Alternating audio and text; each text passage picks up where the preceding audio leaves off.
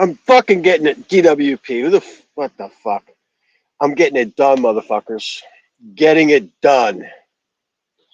That's all I have to say is just getting it fucking done right now. Ugh.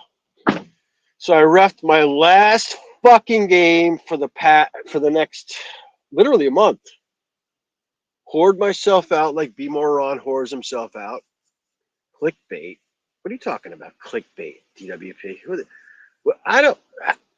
DWP. I don't even really know who the fuck you are. I don't really follow you, but like you got under a lot of people's skin. Now, I like Colin, and Colin seems to like you, but like the quote unquote crime family, I don't.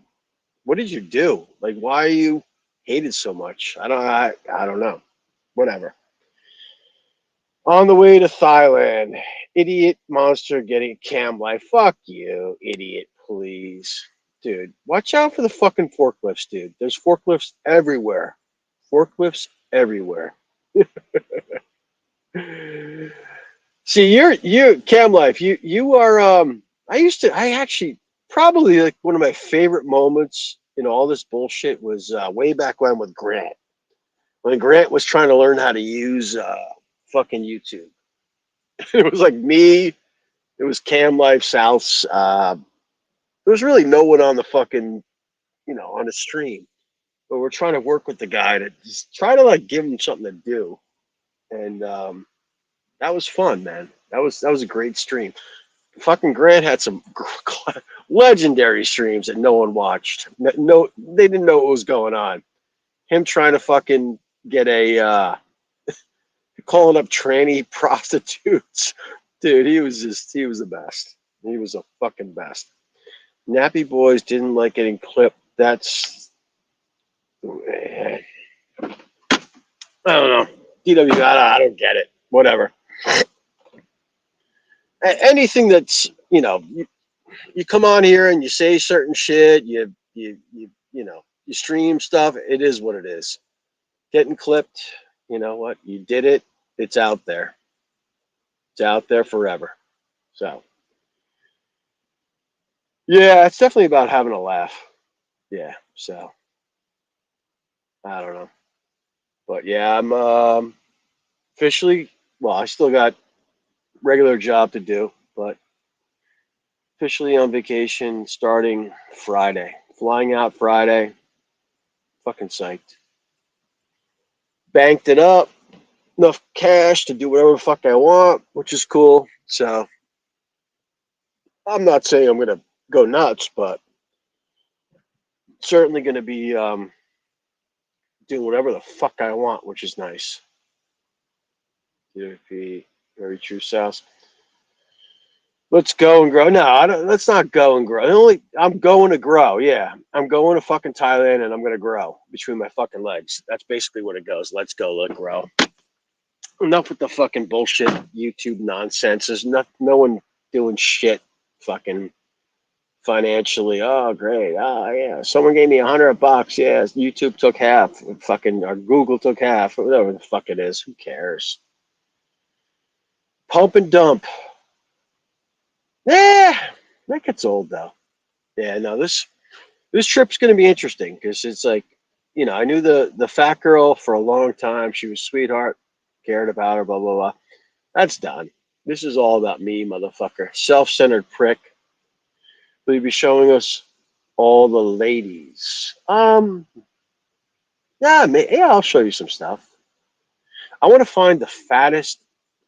I mean, a real true fatty in Pattaya. I'm only going to be Pattaya for probably 4 or 5 days. Not going to spend a lot of time there. No super chat button was going to pay your first bar fine. LOL. Yeah, no. No. Harriet! Oh, Harriet. Harriet. I'm going to be in Dubai, Harriet. Come to Dubai. I was supposed to meet a girl in Dubai, and it's not going to happen. I'm in Dubai from the 9th until the 12th. Fly over to Dubai. We'll hang out, you know, buy some dinner. Harriet's the best. I won't even like it would be nothing sexual, Harry. It would be like just a let's monger together. You're a monger. I know you're a monger. Let's find you a rich fucking sultan, the Sultan of Brunei. Let's find you a rich Dubai guy. Come on over. Uh, you will find a bush pig around KFC. I've always been single. Um, Good to see you back, Harriet. Yeah, yeah. No, whatever. It is what it is. Dubai will be cool. It's 12 hours from JFK to get to Dubai, and it's just a straight over flight to fucking Thailand sucks. So 3 days, 2.5 days, whatever the fuck it is in Dubai. Do the Burj Khalifa, fucking go in the desert, check out some camels, go in a mall, whatever. Then I get in Bangkok, and we'll see what happens. I got my age appropriate second road masseuse that wants to travel. She's fucking awesome. She knows the game. She's fucking Ron Solenzio. So yeah, I'm gonna no matter what, I'll at least spend a week with the massage girl. She's fucking awesome. She's cool. If you're luck, he can get an iced tea. LOL. What's this? Why are you even here, DWP? Why do you follow me? I'm not entertaining. I'm not part of the genre. What do you want a mod? Is that what it is? You want to mod up? I'll make you a mod so you can be there's no mods on my fucking channel. No mods on my fucking channel. Doesn't happen. Excuse me. No pedo shit, no fucking doxing of people that are known. And that's it. You should meet WB. Hey, Duck Farm. Exit. Yeah, no, there's not going to be. Actually, there's a possibility. Well, probably not going to happen. I have an obligation to fulfill outside of a lot of things. Just something that I said I'd do that never happened, not because of my own, not because of me, because of someone else. That's the only reason that I would ever head up to duck farmland, but it's not going to happen most likely. The promise will be fulfilled, but it won't be. It probably won't be me going up there and doing it. So it is what it is. But yeah, we're gonna go to this fucked up little island. They call it the Maldives of Thailand. It's a fucking little shit island that you can like walk around. Pretty much, there's no cars. You really don't need a motorbike. So I'm gonna hit that. Check it out. Looks beautiful. Hang on, I'm going in. Oh man.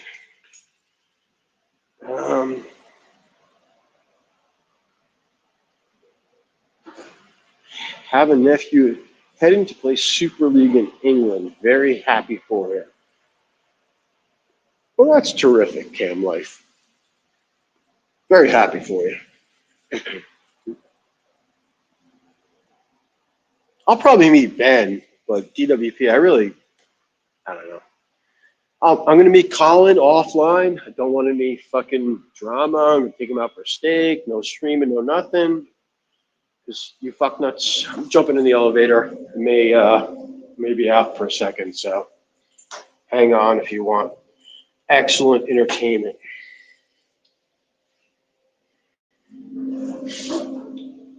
But yeah, now, if DWP's around, whatever. It is what it is. But I'll meet up with Ben and Colin.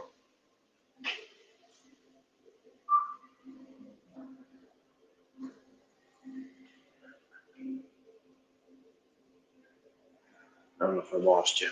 May have lost you. Okay. Should have internet now.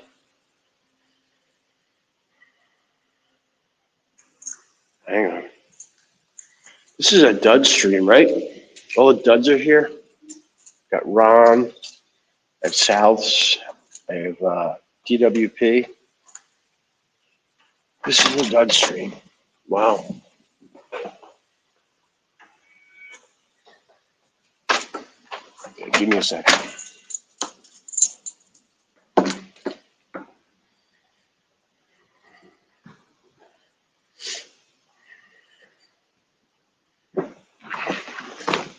Still here. Hang on.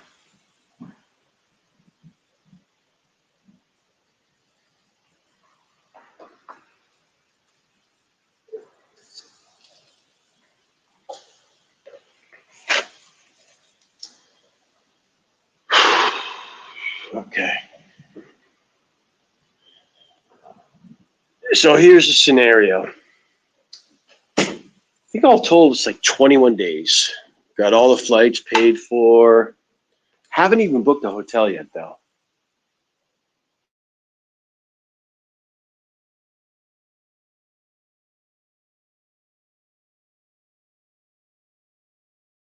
Impression Thai girls and this and that, but so the budget's probably going to be around 7K. That leaves me a lot of room, to have a lot of fun.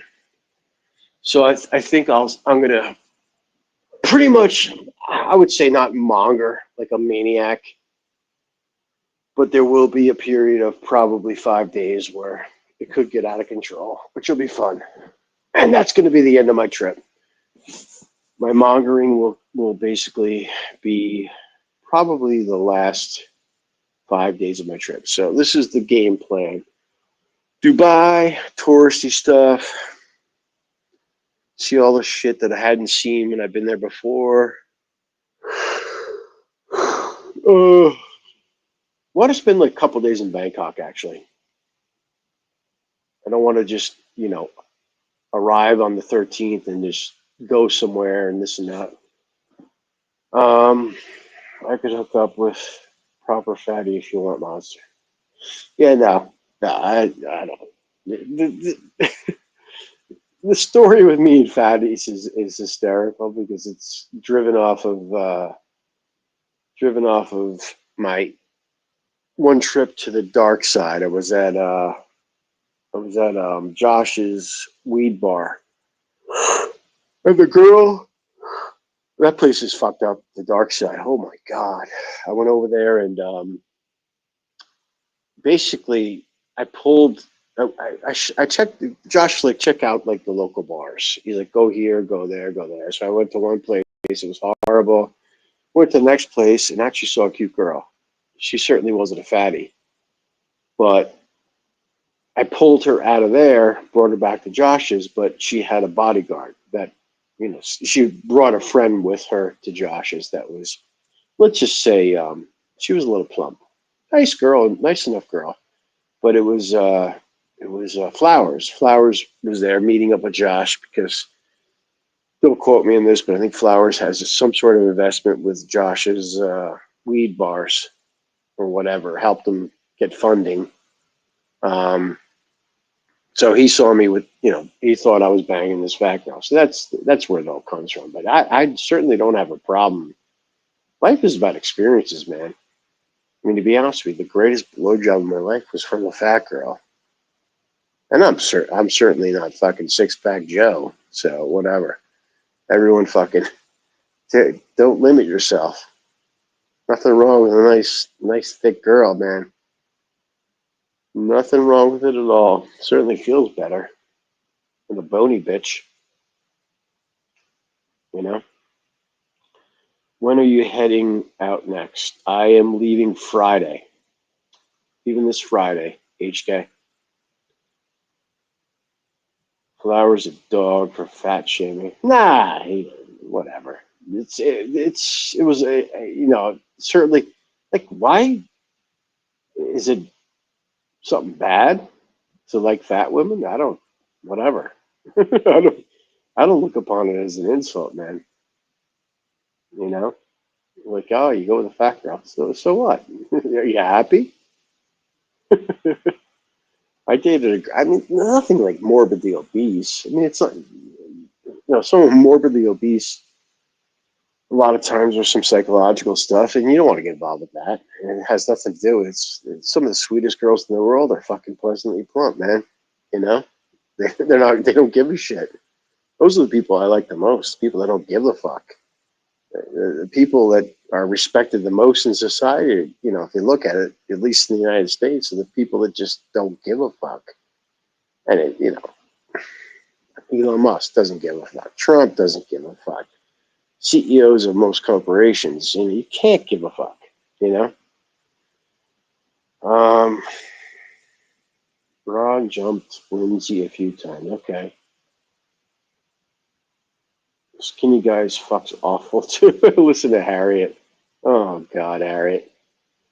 Where are you at, Harriet? In the Philippines?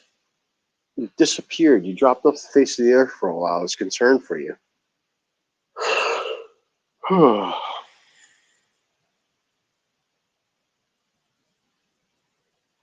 I'm too stupid to set up notifications. No, I decided to basically stream, and I set it up in a minute. I have no desires to be a YouTube superstar. And in terms of my intellect, I would say I'm certainly not Einstein, but I would consider myself reasonably intelligent, certainly above average. So yeah, I'm still getting it done though. Definitely getting it done. Giving my car a service day for a couple of road trips. Patia Ford. T's and Patia. It is what it is. Yeah, Harriet, that's the way to do it. You know, I don't watch TV. I watch a lot of this shit still. I'd say it's somewhat of an addiction between work and this and that, but I think I want to get it done, and I think I want to be a YouTube superstar. I think I do. Sasha's dead.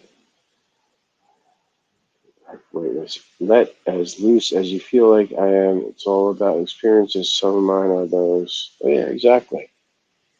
Nah, this is gonna be a good trip. Hopefully, 2000. What are we at? 2024. So I came back. I was there 2019. We had COVID. I came back in 2022. That was a pretty good trip. Last year's trip was not so good. It was all right. This trip, I got some fuck you money. Pretty much do whatever the fuck I want. Not gonna get sucked in. I'm gonna be turning 55 when I'm in Thailand. 55 fucking years old, dude. Your life just goes by that quickly. That quickly. You young fucks, dude.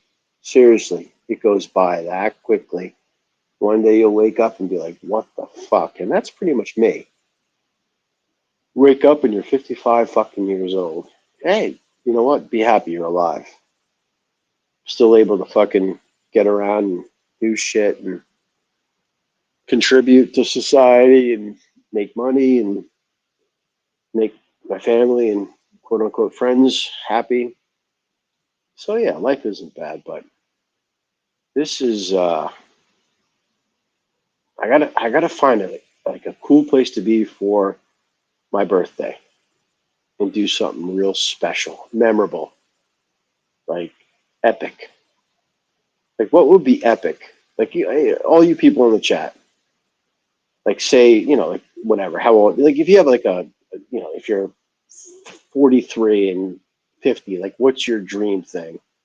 If you're 50 or 51 and you're 60, like what is overall, like what would you do on a special birthday?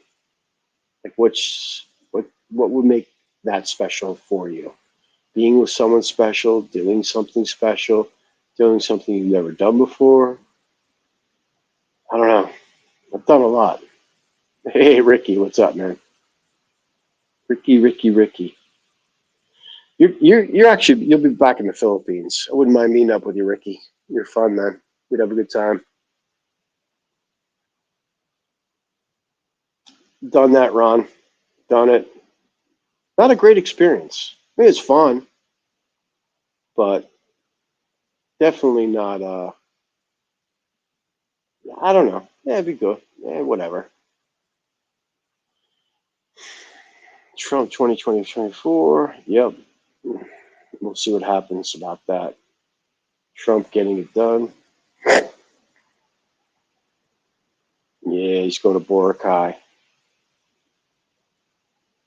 Must be YouTube blocked again today in all the chats.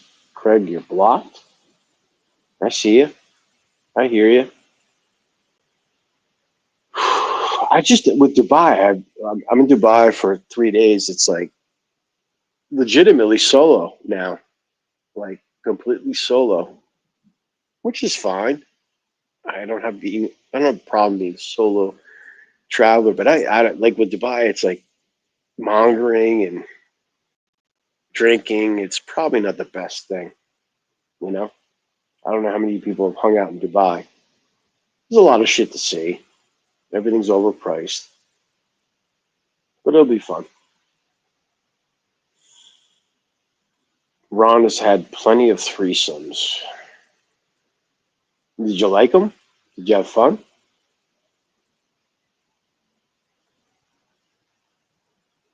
I don't know. You find a nice girl that doesn't have a problem with analingus and another oral expert, then that could be special. That's a special thing. Every man should experience it. Unfortunately, I don't think many men have. Um, he had blackouts. Ron has a bit vile, vivid. Dubai, you will get looked after. Yeah, I'm sure. I don't know. Something cool though. Something different. It's like, like Ron, no offense, but dude, your last trip, what the fuck, dude? Flying to Bangkok, go to Pattaya, spend 3 weeks in Pattaya, go back to Bangkok, fly back to Baltimore. There's more to life than that. You've been to fucking Thailand how many times? You've never been to Angkor Wat in Cambodia, which is right there. You've never been to Vietnam. I know you went to Laos to see Noonie or Nui or whatever her name is. That's cool, but dude, gotta expand the horizon. So yeah, great. You find a great girl, a bar girl that you enjoy yourself with, but no, you know, no. I mean, even you said it now. You're not going to go back for another fucking year or 2 years, which is bullshit. You probably will be back within the next 6 to 8 months. But it's like, dude, do something else, man. Don't get sucked into the vortex. Don't get sucked into the vortex. Life is about experiences, and it's your experiences in Pati are pretty much the same over and over and over again. You know, definitely not the channel to talk about car issues. Ricky's never driven. Ron drives a Prius. Sal's got a driver, and Harry fucks for transportation. Oh God, who's that onesie girl? I'm going to visit the onesie girl in Bangkok. She's my girlfriend now. Oh, Ron. Oh, Ron. Ron, you gotta. This is a recommendation. You never listen to me, but go to Second Road. Go to any of those like nice massage shops. There's girls of all ages. Go there, get a legitimate massage. No hanky panky, no jerky jerky. Go back again the next gig. Get the same girl that you like. Say, hey, listen, hey, you know what? Why don't we arrange you come to my hotel and, we'll get a private massage. That's the way to do it. That's how I met my second road massage lady. My age appropriate, she's 44 now. But the best massage, man. She's legit. That's fucking. So she'll probably spend, nah, maybe probably 4 or 5 days with me. And every morning massage, every night massage. She's old school. None of this new fucking. She grew up in the age with no phones and no fucking internet bullshit. Oh, old school Thai girl. Treats you like a king. And I treat her well. She's awesome. She really is. What is this? Yeah, massage girl that's in open relationships. Well, no, I mean it is what it is. I mean, she knows it all. She knows the game, dude. She's been around she's been dealing with this shit for fucking most of her life. She knows we're all mongers and dickheads and whatever, but she knows I'll take care of her. I'll treat her well, and realistically, it's a break for her, So if she doesn't want to give me a massage, she doesn't have to. She can do whatever the fuck she wants. I asked her. I said, what do you want to do? She named one place. One place. She's like, I'd love to see this island. I'm like, fuck it. And I did the research on it. I'm like, wow, this place looks awesome. It's fucking ridiculous. Literally, you fly from Bangkok to this location down south. It's fucking $47 to fly down there. We get flights. We take a boat to the island. Fucking places. Koh Lipe. I'll tell you now. I'm going to go to Koh Lipe.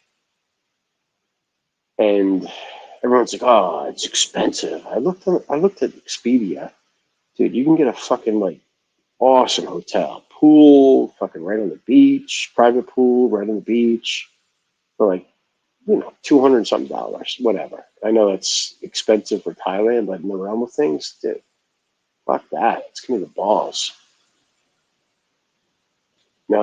Sick grandpa massage girl that brings in a new friend every night for a threesome. Hey, see, you guys are fixated on this threesome shit. I'm not. I work enough. Two girls is work. It's drama. I don't want drama. I don't need drama.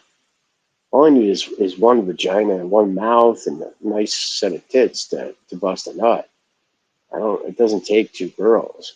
I mean, there's, as I stated but prior, I mean, there's some special things that can be done with two women that have experience, but it's, whatever. Rusty trombone stuff. But yeah, Ron, you're a horrible drunk. I agree.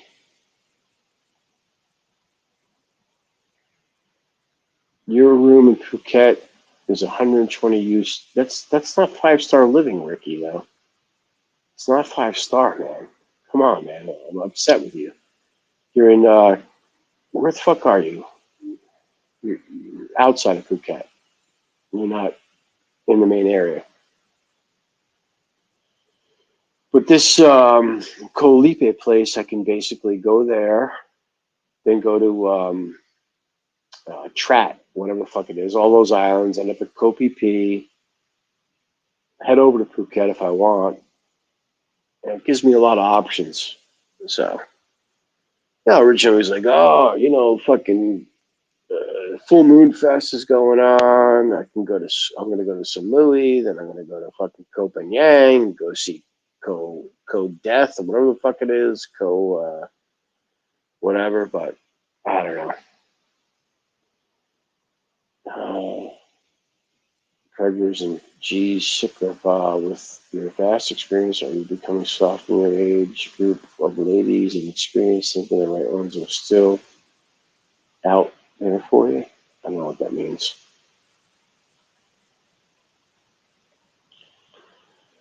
I don't know. All I know is I want to get it done and become a YouTube superstar. Someday I'll be monetized. Someday. Someday all of this will matter.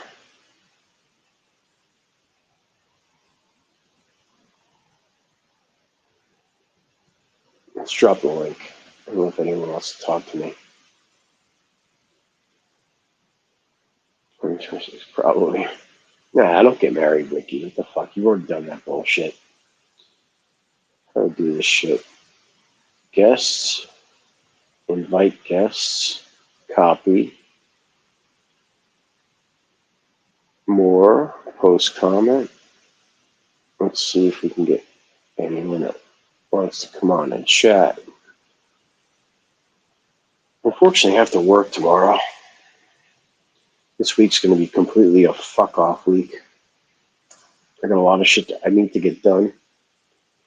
Barry White, INC. Mr. G, what's up?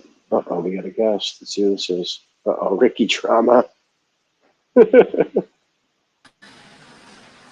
killing it out here. I'm killing it. Where you at?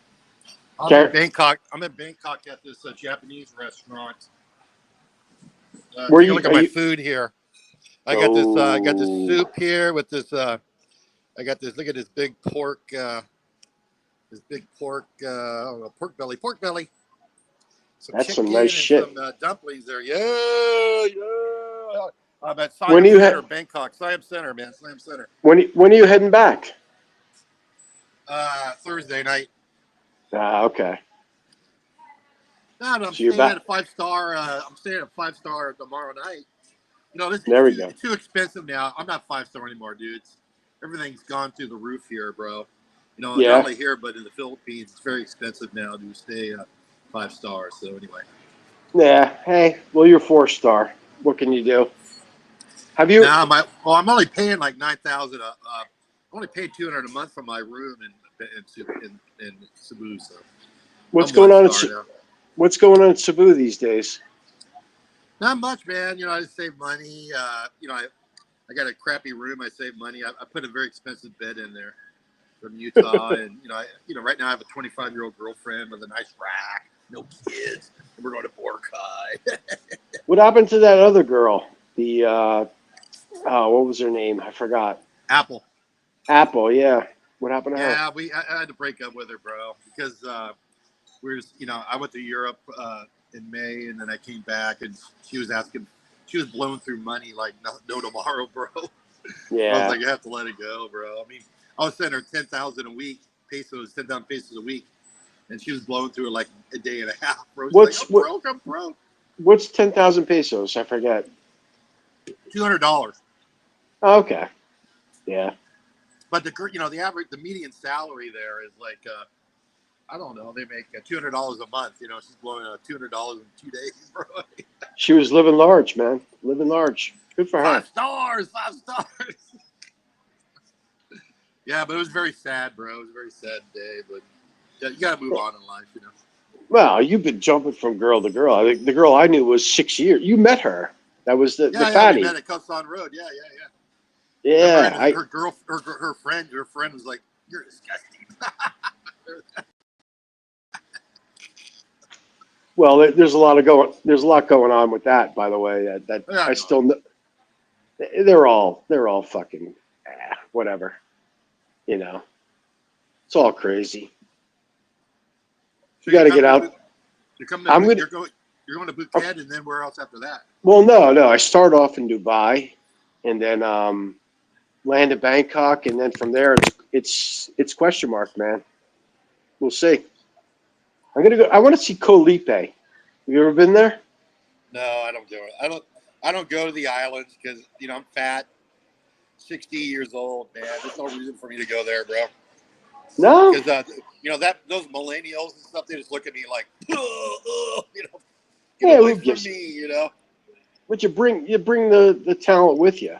I'm looking just for a relaxing place, Yeah, if you bring a girl with you, I guess. But for me, I have to exercise. I got to keep my blood sugar level down, and for me, if you have a girl there, you're just trying to do it economically, but at the same time, have a good time, Well, for you're the long term. I'm a 2-week or a 3-week millionaire, so I don't really give a fuck. Yeah, if you're living here, it's a whole different. If you're here, you've been here 7 years, and you've done everything. It's just like you're just trying to stay active and keep things interesting. I just it's like the past 2 trips, it's been I'm going to do this, I'm going to do that, and it ends up I'm in Issan for a week and fucking Pattaya for 2 weeks, and I want to do something different. You know what I mean? No. I just don't want Patty is to. very boring, bro. But I guess people, Well, Ron had a good time. Jeff Carter just showed up.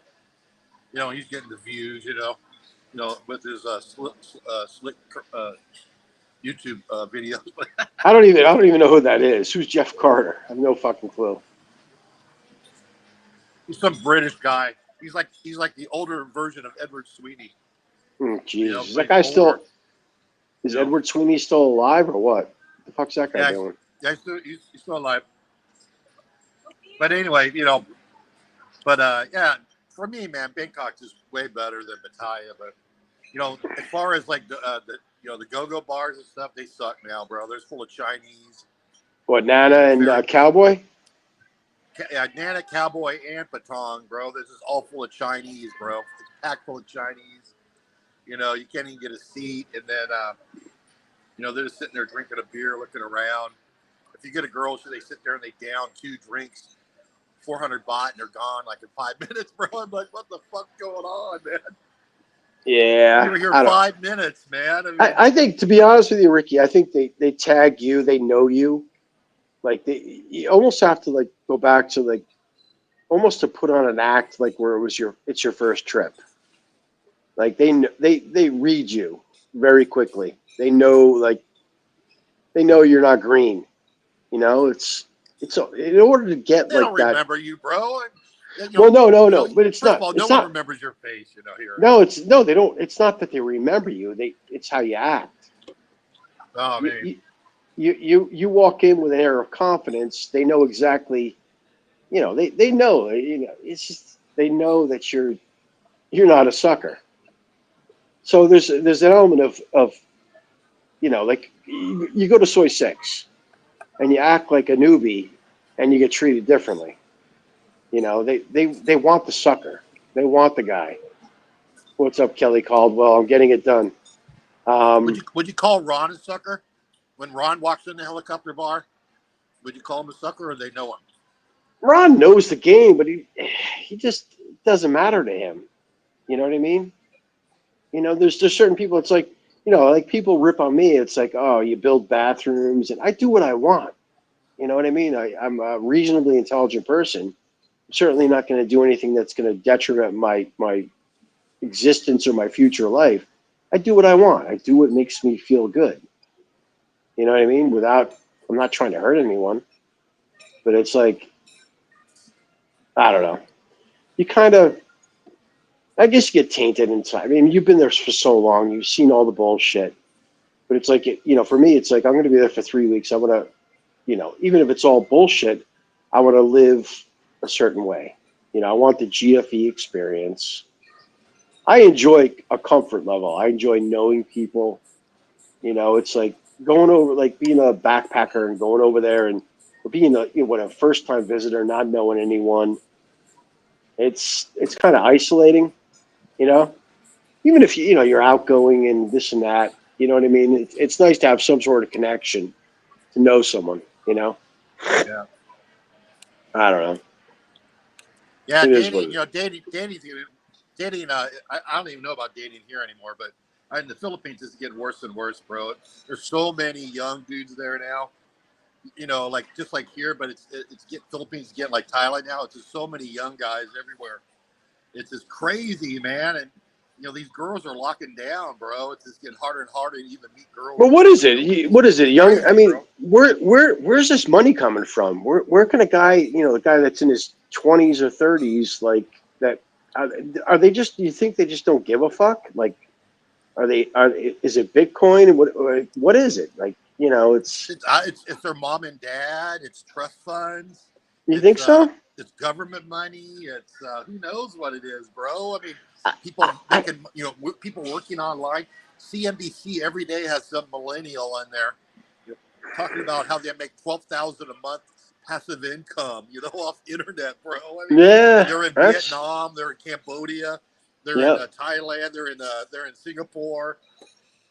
It's just the whole dating structure, the whole experience to even meet the Filipino now. Now in Philippines, they're like, "Do you have a car? I mean, do you ever to pick me and my family up, or it's just I don't know." It's well, what is it? Here, bro. What is it for, a guy that's just coming there on vacation? Because I mean, like literally, like when I was in the Philippines in 2019, it was like, it was so easy. It was too easy, even outside of the bar community. You know what I mean? Like if you wanted realistically to, date someone or go on a date, it was so fucking easy.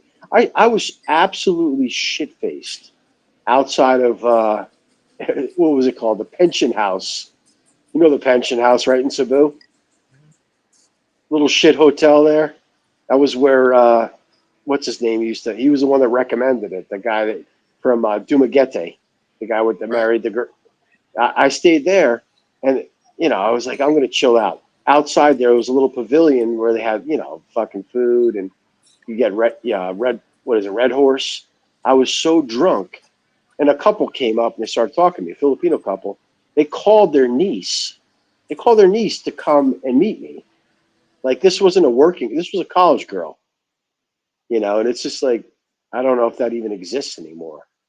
Like that type of shit. The Philippines was, Philippines was, I always call it the most beautiful shithole in the world. You have the English speaking, women. Um, Cebu was interesting. I love you and actually Ben stayed at that hotel. What was it? Lapu Lapu, the Outsider. The Outsider. Yeah. What'd you think of that place? Man, it's all right, man. I'm just saying, man. Even from 2022 to 2024, things have just changed a lot in the Philippines, man. It's just maybe it's okay in the province, bro, but I'm just telling you, man. It's the Philippines is very very quickly turning into Thailand, and it's because of the birth control vaccination. The World Health Organization, and whoever else is doing it. They're pushing all these young girls to get a vaccination for birth control, and that's crashing down. Even in Manila, the birth rate now is Manila is like at or below South Korea. So no one's having babies anymore, bro. In the last 2 years, no one's ever since the pandemic ended, they've been working on this birth control vaccination program.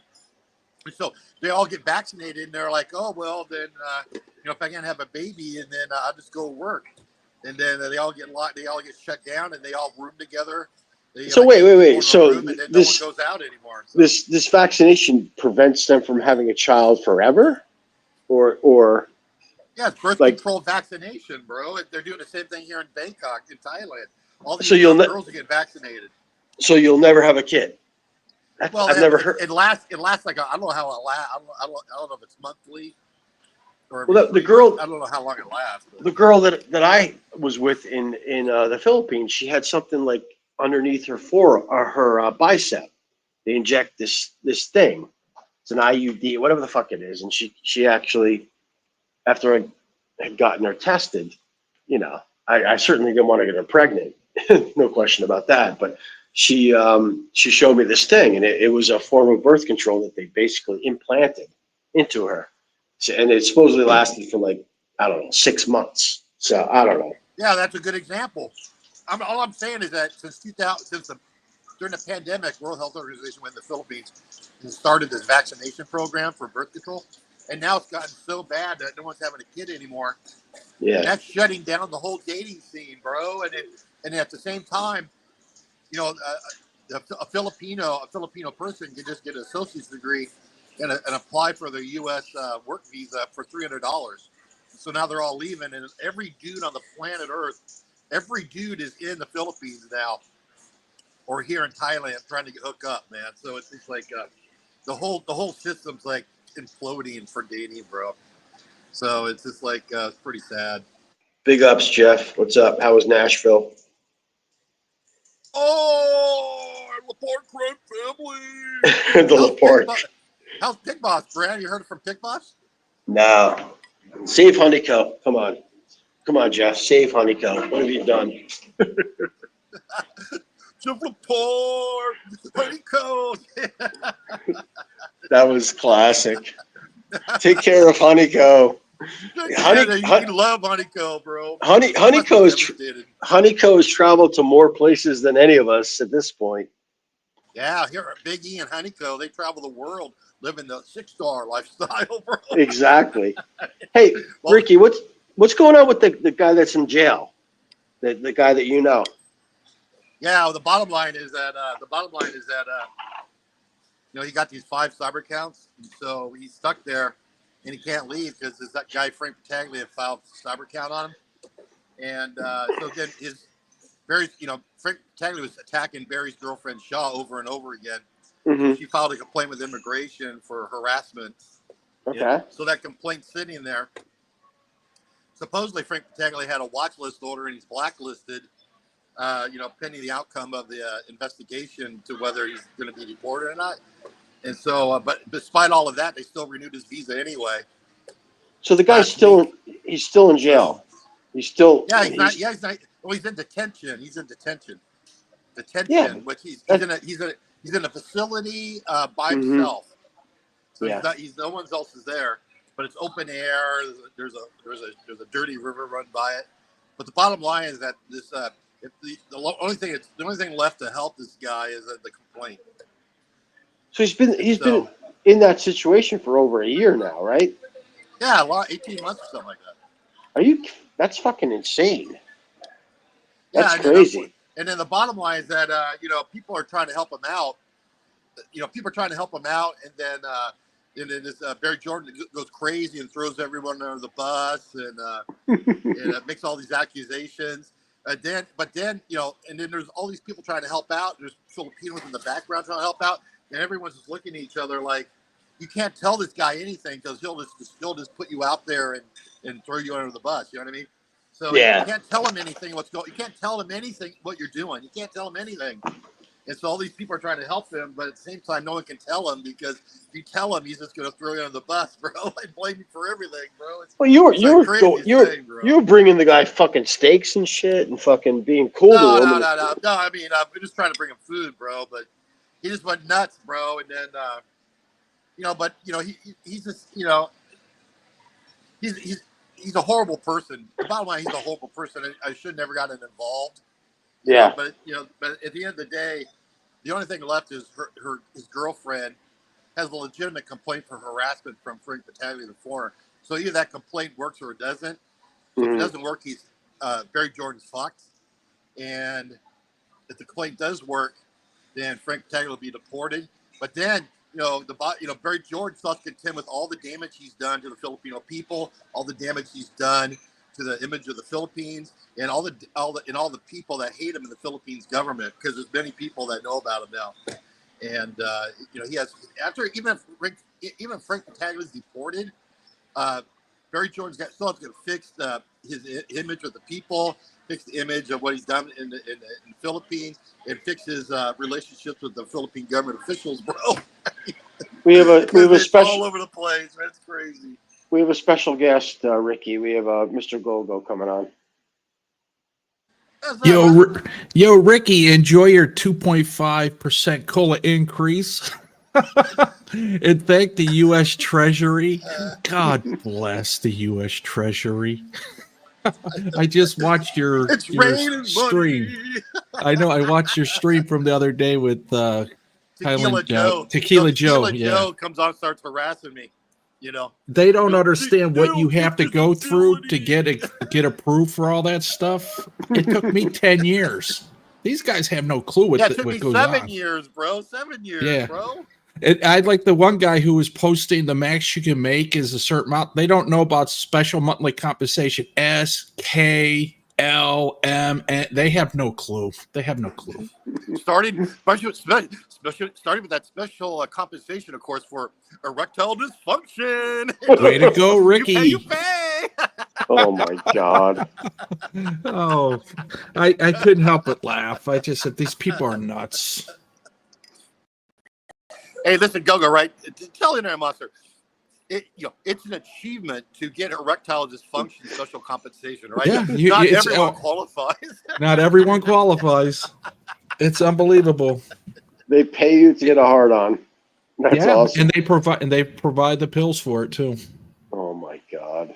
Yeah, you get the medication, bro. I mean, matter of fact, Gogo right now is at Scion Pharmacy right before I came over here for lunch to see how much it was for the Viagra and Cialis. And when you take that receipt and you send it into foreign medical program, Yep, they reimburse. Yep. Yep. And Ricky, just so you know, if you have a problem, don't go through Denver. And if you have a problem with Wisconsin, go through the Japan office. Trust me. Japan. Just like that. Yeah. Dang. I used to hate anything with the government, but now that they're giving like illegals all this money, I'm like, I don't care. I'm just gonna I'm gonna help everybody in the world until we have a hard reset in this country. Blows up. But can you mail FMP receipts to Japan directly? I don't think it's a call center. It's a call center. Ah. So how do you get a hold of them in Japan? You just gotta look up their number? Don't worry about it. Yeah, I have that info, but I can get it to you. But the weird thing is, I remember you were saying you got to call on a Friday at around 4:00, and I'm like, in the afternoon, bro. Yeah, you're going to catch them eventually. See, they're going to approve you, but they just make it so difficult that people just give up. Good, Ricky. Yeah, I agree. Yeah. When's your next trip, Go over here? February, actually January 28th. Oh, dickhead. You're supposed to be over when I'm over there. What the fuck? Yeah, 25 days from now I was supposed to go. You see that Jeffrey Epstein dropped tonight? They dropped a Jeffrey Epstein like a tape on Daily Beast talking about Trump and how Trump likes to have sex with his best friend's wives while they cuckold and watch. Yeah, they're worried because. Oh, come on, man! You dropped that tonight, man. Yeah, Elon Musk has the receipts for the Diddy stuff, and Trump. That's why that Giselle's still alive, because they kill her now, then they know that she can have that stuff outed with her death. So they leave her alone. Giselle Bunchkin? Giselle who? Yeah, I think it was the his ex-wife? Yeah, his ex-wife, whatever her name is. Yeah. The one he beat up? Yeah. Oh my God. God bless Ricky. He's keeping it going. Yeah, I can't believe that they dropped that tonight, man. Yeah, well, they're desperate. Look at they got Obama out there talking about like Charlottesville. Like, what the hell? They're worried. They're worried because the people who don't vote or very seldom vote got out big time for the Republicans. So the hardcore the election day guys, Republicans are at 50% and Democrats are at 35%. Their hardcores already voted early. Their low propensity voters are expected on election day. They're worried. Yeah. Let's hope. So Trump's going to end up back in, right? Yeah, most likely. And Ricky's going to be happy because he's going to be assigned special agent at Southeast Asia. Yeah, I'm going for like ambassador, bro. I'm going to be ambassador of. I spoke to a friend of mine about that. I said, send me to Japan, send me to Korea, send me to Singapore. I'll be an ambassador. Wouldn't that be so cool, man, to be ambassador, bro? And then every night you're at LA Cafe. You know, it's so funny. I saw on the government's dime. Well, I saw that, the Elliot Eastman, the guy got kidnapped, down in Zamboanga, down in Mindanao. There's an American guy kidnapped down there last month. Mm-hmm. They showed these two FBI agents in the office with this mayor. It was government official, and down there in Zamboanga. And I'm like, wow, look at that guy with the tattoos. I saw him at LA Cafe, bro, when I was there. In Manila, bro, I saw the same FBI agent at LA Cafe, bro, last month. I'm not bullshitting, man. It was the same guy, man. Crazy. Yeah. It used to be a tattoo disqualified you for any kind of special agent job. Not anymore. Now you probably need one. Yeah, exactly. You're going to have to get one of those fake ones, like Barney Rubble on your calf. Oh, God. Ricky, did you have a good time in Phuket? Yeah, I had to get out of the Philippines. There's a bad vibe going on, man. I don't know what's going on. Oh, yeah. I did look up. We were talking about the Bangladesh and the money and living expense. It's awful for the Philippines. Yeah, everything's going down bad. And the crime is skyrocketing. Yep. Manila crime in the last 6 months have just skyrocketed like a rocket ship. There's this crime. It's getting more rampant.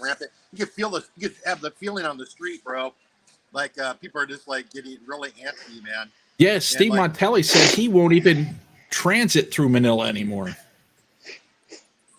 Yeah, well, I'm living there in a 12,000. I'm living in a cheap room, but but you're immune to all of this. Somehow you land on your feet, no matter what happens. So you're good. You're used to this situation. Yeah, I can handle it. It's just that you just gotta, it's just if you see a bunch of teenagers running around, you just gotta stay away from them, man, because it's for some reason, it's just getting more and more shady there. But that's why I came over here at a break. But Phuket was great. Had a good time. Like I said, 120 a week, and then you're just enjoying the good food and nice long walks to the beach every day. It's pretty cool. Flipside. I remember you and Ben were in Flipside. Ricky's. Yeah, this is the closest cheesesteak tasting to Western and American you'll ever find in Thailand. 2021. That's right. It was great, man. It hasn't changed. 2021 to 2024 hasn't changed at all. Same food. Same food, bro. It's just. But I've been to Cheesecake Factory like 3 times, man. What do you rate it out of a 10? 7, 6? I call it 10 out of 10. Wow. 5-star. Yeah, bacon cheeseburger, fries, that zucchini from Southern California zucchini, like you get it in the fast food places in LA, bro. I mean, you can't beat that. Free cheesecake for the Halloween promotion. Free cheesecake, man. How you gonna beat that? Yeah. Yeah. So anyway, and then So anyway, life's good, bro. I can't complain. That's good, Ricky. I'm going to Germany next in December to see my grandson and my daughter, and I'll be that's cool. Christmas. So yeah, it's just listen, man. It's very hard to have a girlfriend and then go back up there. And then when I was up there, FO. Fun and friends only. When I was in Germany, 2000. I'm still shocked. From 2021 Christmas, I was there and I sent my girlfriend honey. Remember that time honey I had? I miss honey. I miss honey. $150 a month. I sent her money for New Year's, right? And so she's like, "Hey, we really want you had a nice New Year for family." I'm like, "Okay, good money." And so I sent money for the New Year's party, and so this is an Issan, and I'm like, she lives up in the middle of nowhere. And then all of a sudden, this 25-year-old Swedish guy with blonde hair, blue eyes, pops on the phone. He's like, "Yeah, man, thanks for the money for the party. I'll enjoy our party." And he's going over the girl. I'm like, "What the fuck is that guy?" I'm sitting in the cold German apartment, I'm sitting there, it's cold, it's dark, and she's like, this young Swiss guy, "Yeah, thanks for buying my beer." Oh my God! Didn't Honey have a husband? I think, right? Honey had a husband. Yeah. We went to visit. The husband picked us up at the airport, bro. Like, Ricky, my uncle. Ricky, do you know E.T. Travel? You know E.T. He's a Philippine guy living in Manila, living in Malaysia. He's a funny guy. He's in all. He probably knows you. Yeah. That's funny. You think Ricky would have learned from when the dog was chained down to like a 1 square meter, and then he got on. Yeah. The 3 families filled 3 canoes, and then he walked in and saw like 12 different nations of flags. Oh God! That was Nike. That was the Nike. Yeah, that girl, bro. That girl. Yeah.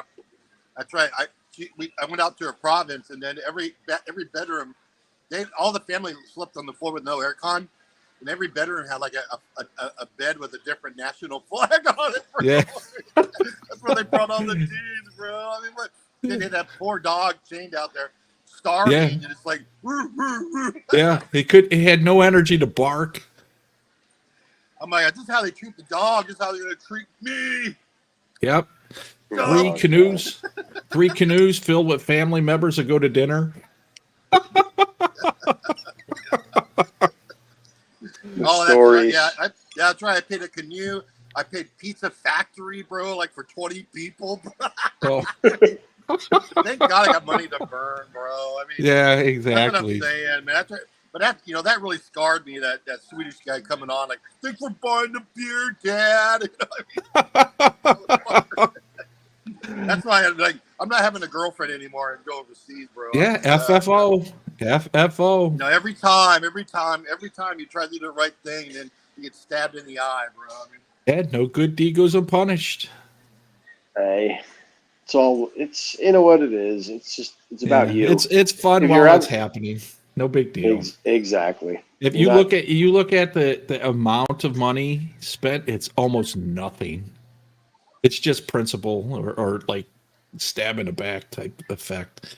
And that's nothing. I'm spending what I get, bro. That's all it is, you know? Yeah, but that is funny. Yo, thanks for the beer. Yeah, he's like, thanks for the beer, Dad, or something. Motherfucker. And you're in Germany with the cold and dark because they can't afford oil to heat because Ukraine's shut down. Yeah, man. I mean, that's how it is in the Philippines. Like with Apple, that girl Apple. Even my associate, or we like call my friends, everyone's texting her all the time. What's up? You know.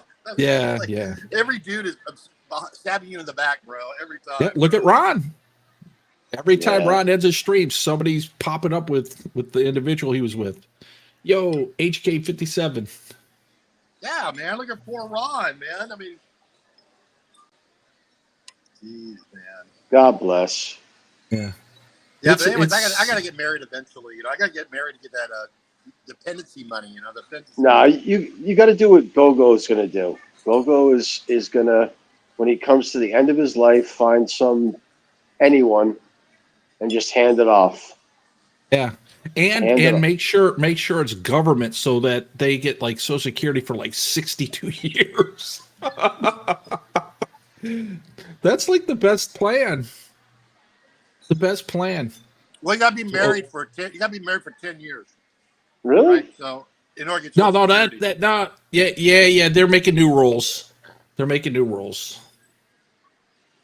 They should. They definitely should. Oh man. What's the new rule? Well, they're pushing the date. I think the full retirement age FRA is already 67. They're pushing it to try to get it to 70. Wow. Soon they're pushing it to 68, and then it eventually will be 70.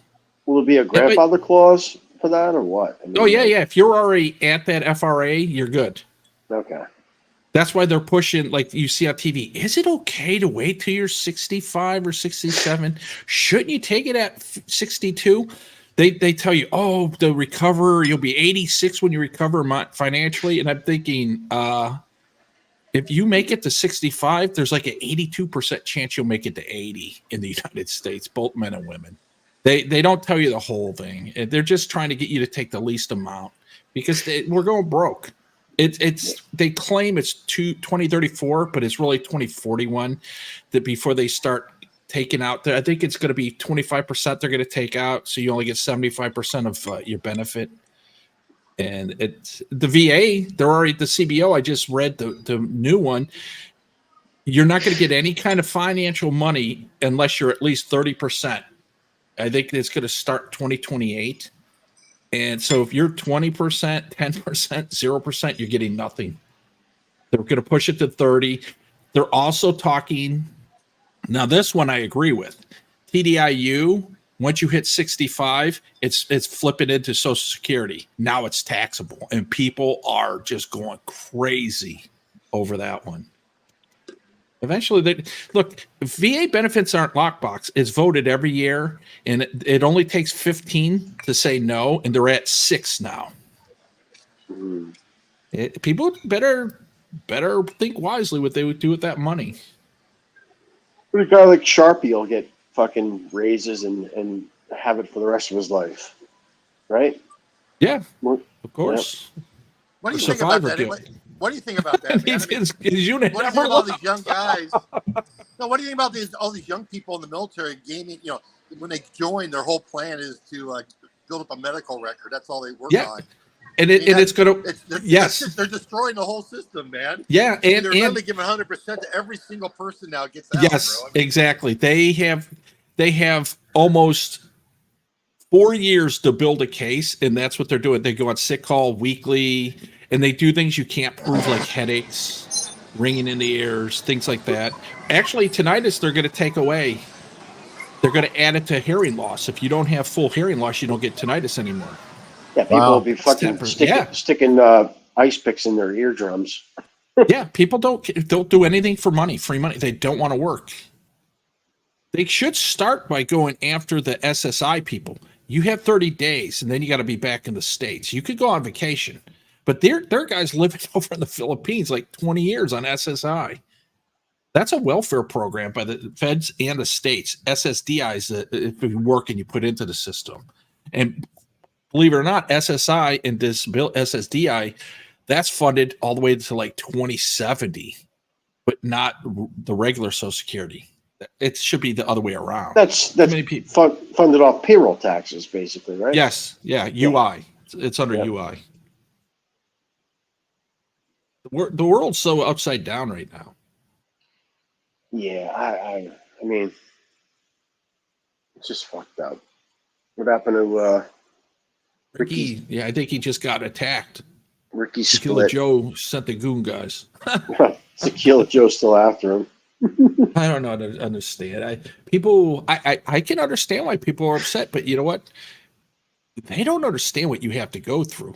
Like Ricky and I, when we got out and all this, I was different because I had a medical retirement. But guys like Ricky, they get out, they're like, okay, sign here and here. But what? 20 years from now, you can sign. You'll get paid. They're lied to.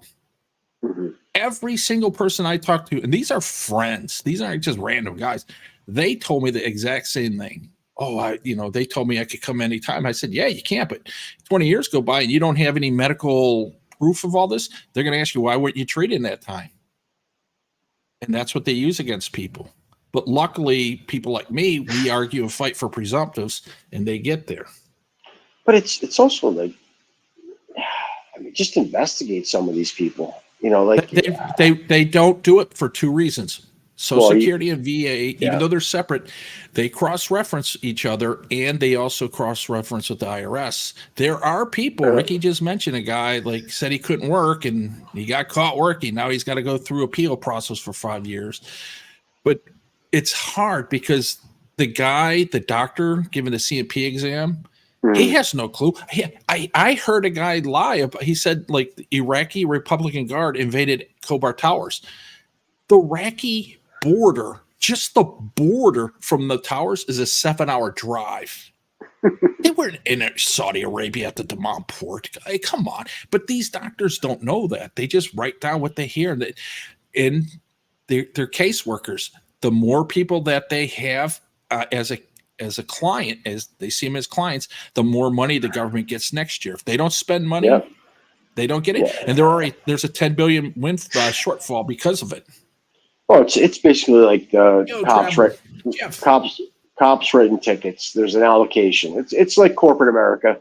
You get X amount of new hires. If you don't need them, you still hire them. Doesn't matter. You just, because you don't use it, you lose it. You know what I mean? Look at the government. 46,000 new jobs, all government. 12,000 private sector. They were expecting 120,000. They showed 12. I'm just sitting there. I'm thinking people are voting for these people. I don't understand how that happens. I guess they don't understand. They can't read numbers. It's not difficult. Fidelity, where I basically, my manager's like, we're going to add 3 people to your group. I'm like, we don't, maybe one really good person, but we don't need 3. Just hire 3. I'm like, okay. We're going to have some. Guys, 2 people sitting in the cubicle doing nothing. You know what I mean? But Yeah. I had a friend of mine. He was a cop, 24 years, Jersey. He said, "Listen, I don't know anything about annuities." I said, "What does the word annual mean?" There's a hint in there from the word annuity. I was explaining it to him. He goes, "Just go with me." So we went. We went to the state, and the guy said, "Look, I'm understaffed here." I counted 25 terminals, and he goes, "But I only have 7 workers." I said, "I can one do the work of 500. If you get the correct person, you don't need all these people." And he goes, Yeah. "Do you understand how government works?" I go, "Yes, that's why you're behind. And these people are just sitting there crocheting and they don't have anything to do." Yeah. They need the money. If they don't get the money, I told this story. A friend of mine, I went to my church. She worked at a factory in Lakewood, Ohio, right outside of Cleveland. And they packed grease for the government. It was called GAA, Government Automotive Artillery, GAA. They would buy a pallet of 144 cases, but they were only told to send one individual tube from that pallet. And they would reorder the pallet every month. And then the next month they would got they made so much money in doing nothing. Yep. I was stunned when I found that out. And then doing property book management stuff is, Warren. I was like, why were we paying $500 for a rope? $285 for an NCAA official football.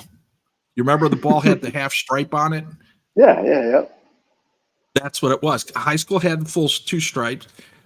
College had the 1 stripe, and the NFL had no stripes. And I remember I ordered that for PT, and I was like, "What the hell? What are we doing here?"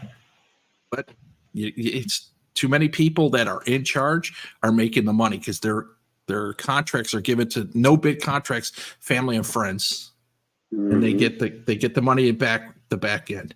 How did Pelosi go there worth $1 million? Come out like $100 million. Feinstein was worth $380,000, left over $100 million. Look at it. Look at Pence. He was worth I think $100,000. He's worth like $16 million now. And what did he do? Nothing. I guess he played the game. That's it. We need to be ambassadors. You, me, Ricky. We would be perfect. It was funny he brought that up because I just mentioned that to a friend. I said, "Man, they should send me to Japan, Korea, Singapore, 4 years living on the dole, and you get your special passport." That's why I would want it. I don't care about all the other stuff. Well, no, it's a guy that my father worked with. He donated a lot of money to the Bushes. He actually and he helped do parties and raise money and stuff. He was the ambassador to Bermuda. That was his job. You want to talk about a cush job? Yeah. Oh my absolutely. God. Yep. Yeah. That was his reward. Yeah, Nikki Haley was the ambassador to, I believe, Israel. When she was running during the primary, she said, "I did more for Israel than the United States." And I'm like, do you even know what you're saying? It doesn't. No, you're not supposed to. It's supposed to be the other way around. But she knows Washington because she knows how it's all set up. So that's why she had to say that. Yeah. But it's weird. Are you getting ready? Are you packed? Are you like? No, not even close. I just not even. Guys. No, dude, I'm not even. I still got to get my. I still got to get my insurance, my healthcare, my travel insurance. Yeah. I still need to get my internet. Yeah, exactly. I need to. Yeah, I asked you that question. Thank you. Yeah. International driver's license, dude. I don't even have my hotel booked in Dubai right yet. I haven't booked anything yet. I don't know if you're even going to go there. Well, I am. Yeah, no question about it. I'm going there. Oh, okay. Well, you have the flight already booked. Yeah, no, I have the flight booked. Yeah, I mean, it's. Are you going to be one of those guys that gets a $25 room and then walk over to the 7-star hotel and take videos? No. I'm going to stay probably in the harbor area. I was looking at like around Burj Khalifa, but I like the marina area, so I'm going to stay there, and I'm going to be a tourist. Yeah, I mean, Hong Kong and Singapore, you would love. You would love well, because of the marinas. I'm thinking about doing my 55th birthday in Singapore. We'll see. You'll have a good time. You can trust the food. Everybody speaks English because it's mandatory. All the businesses, schools, so you'll have a great time. So I'm just with the second road massage lady. I'm just trying to figure out the ideal time to do the Colipe trip because I don't want to deal with the, do it like in the beginning and then just ditch her. That's always awkward. You know what I mean? Yeah, it is awkward. So I may just, get to Bangkok, do some Bangkok stuff. I don't know. Maybe just have her meet me down there. Maybe I'll go down to Phuket. I don't know. I mean, it's up in the air right now. Everything. Just wait till you get there. You'll that's get a feeling for it. Yeah, I mean, like I've never really spent quality time in Bangkok, and I think I probably would enjoy it. Yeah. So I mean, I'm definitely doing Pati. I'll be there at the end of my trip, be it 4 days, 5 days, but it'll be the end of my trip. But like the Colipe thing looks cool because I can fly down there for dirt cheap, bring the masseuse down there, but I just don't want to I don't know, just get sucked in. You know what I mean? Like, yeah, you're in a what do I do? You have two great choices, and you just don't want to make the wrong choice, even though they're two good choices. But yeah, I mean, I want to have fun. No, yeah, you'll be fine. You'll be fine. I'm even like that whole Issan thing. You guys, Ronnie, just do for a day, just one night. Fly in at like 5, 6 in the evening, and stay the night. $20 at a good hotel, and then the next morning leave. Yeah, I could do that. It's $40 round trip, pretty much. Shit, I even going to Hanoi. That's another place. Vietnam. I mean, I still haven't done anything with that visa or anything like that, but I could pull that off. It's not a big deal. That's no big deal. Just make sure you have a passport photo, your passport, and $35, and actually it's $25. And then if you plan on going in and out, Maldo, $50, and then you're good. But if you're going to Phuket, you don't even need that. Just fly right in. But you can't leave the beaches and that. You have to. From there, you got to go back to Bangkok, wherever. Yeah, in the end, you deal with that. You always end up in Bangkok anyway. But yeah, exactly. That's the hub for everybody. That's the hub. We'll see. You'll have a good time. I can do Colipe, Koh Lanta to PP to Phuket, Phuket to Singapore for 2 days, 3 days for my birthday, 2 days probably. Come back to Phuket, fly to Bangkok, depending on time frames, maybe do something, for a couple of days, and then I don't want to be in Pattaya for more than a week. You know what I mean? So, are you going to meet up with Sharpies? I don't know if I oh God. Look, I always ask questions like that because I know none of us are planning to meet up with anybody. But if you happen to walk into some place and they're there, everybody's going to say hello and hang out for about 20 minutes. Yeah, no. If I'm going to Pattaya, I'll meet up with Josh. At his weed bar. Josh seems like a good guy. You've probably been with him. I've met him. I've met him twice actually. Hung out with him. He's cool. I don't want to get involved with the fucking dud crap with the whole bull. But I actually hung out with. I'll go to Mark's bar, Eminem. I've been there. I'll go see Mark. Yeah. I'll do something with Colin offline. Take him out for a steak or something. I like Colin, but I don't want to. He's not looking. Headbutt him when he's not looking. Yeah, nah. I'm not. No streaming, no this and that. I'll probably go to a gents club. I'd like to go to a gents club, experience that. Because the past 2 trips I've been with a girl, so I've never really.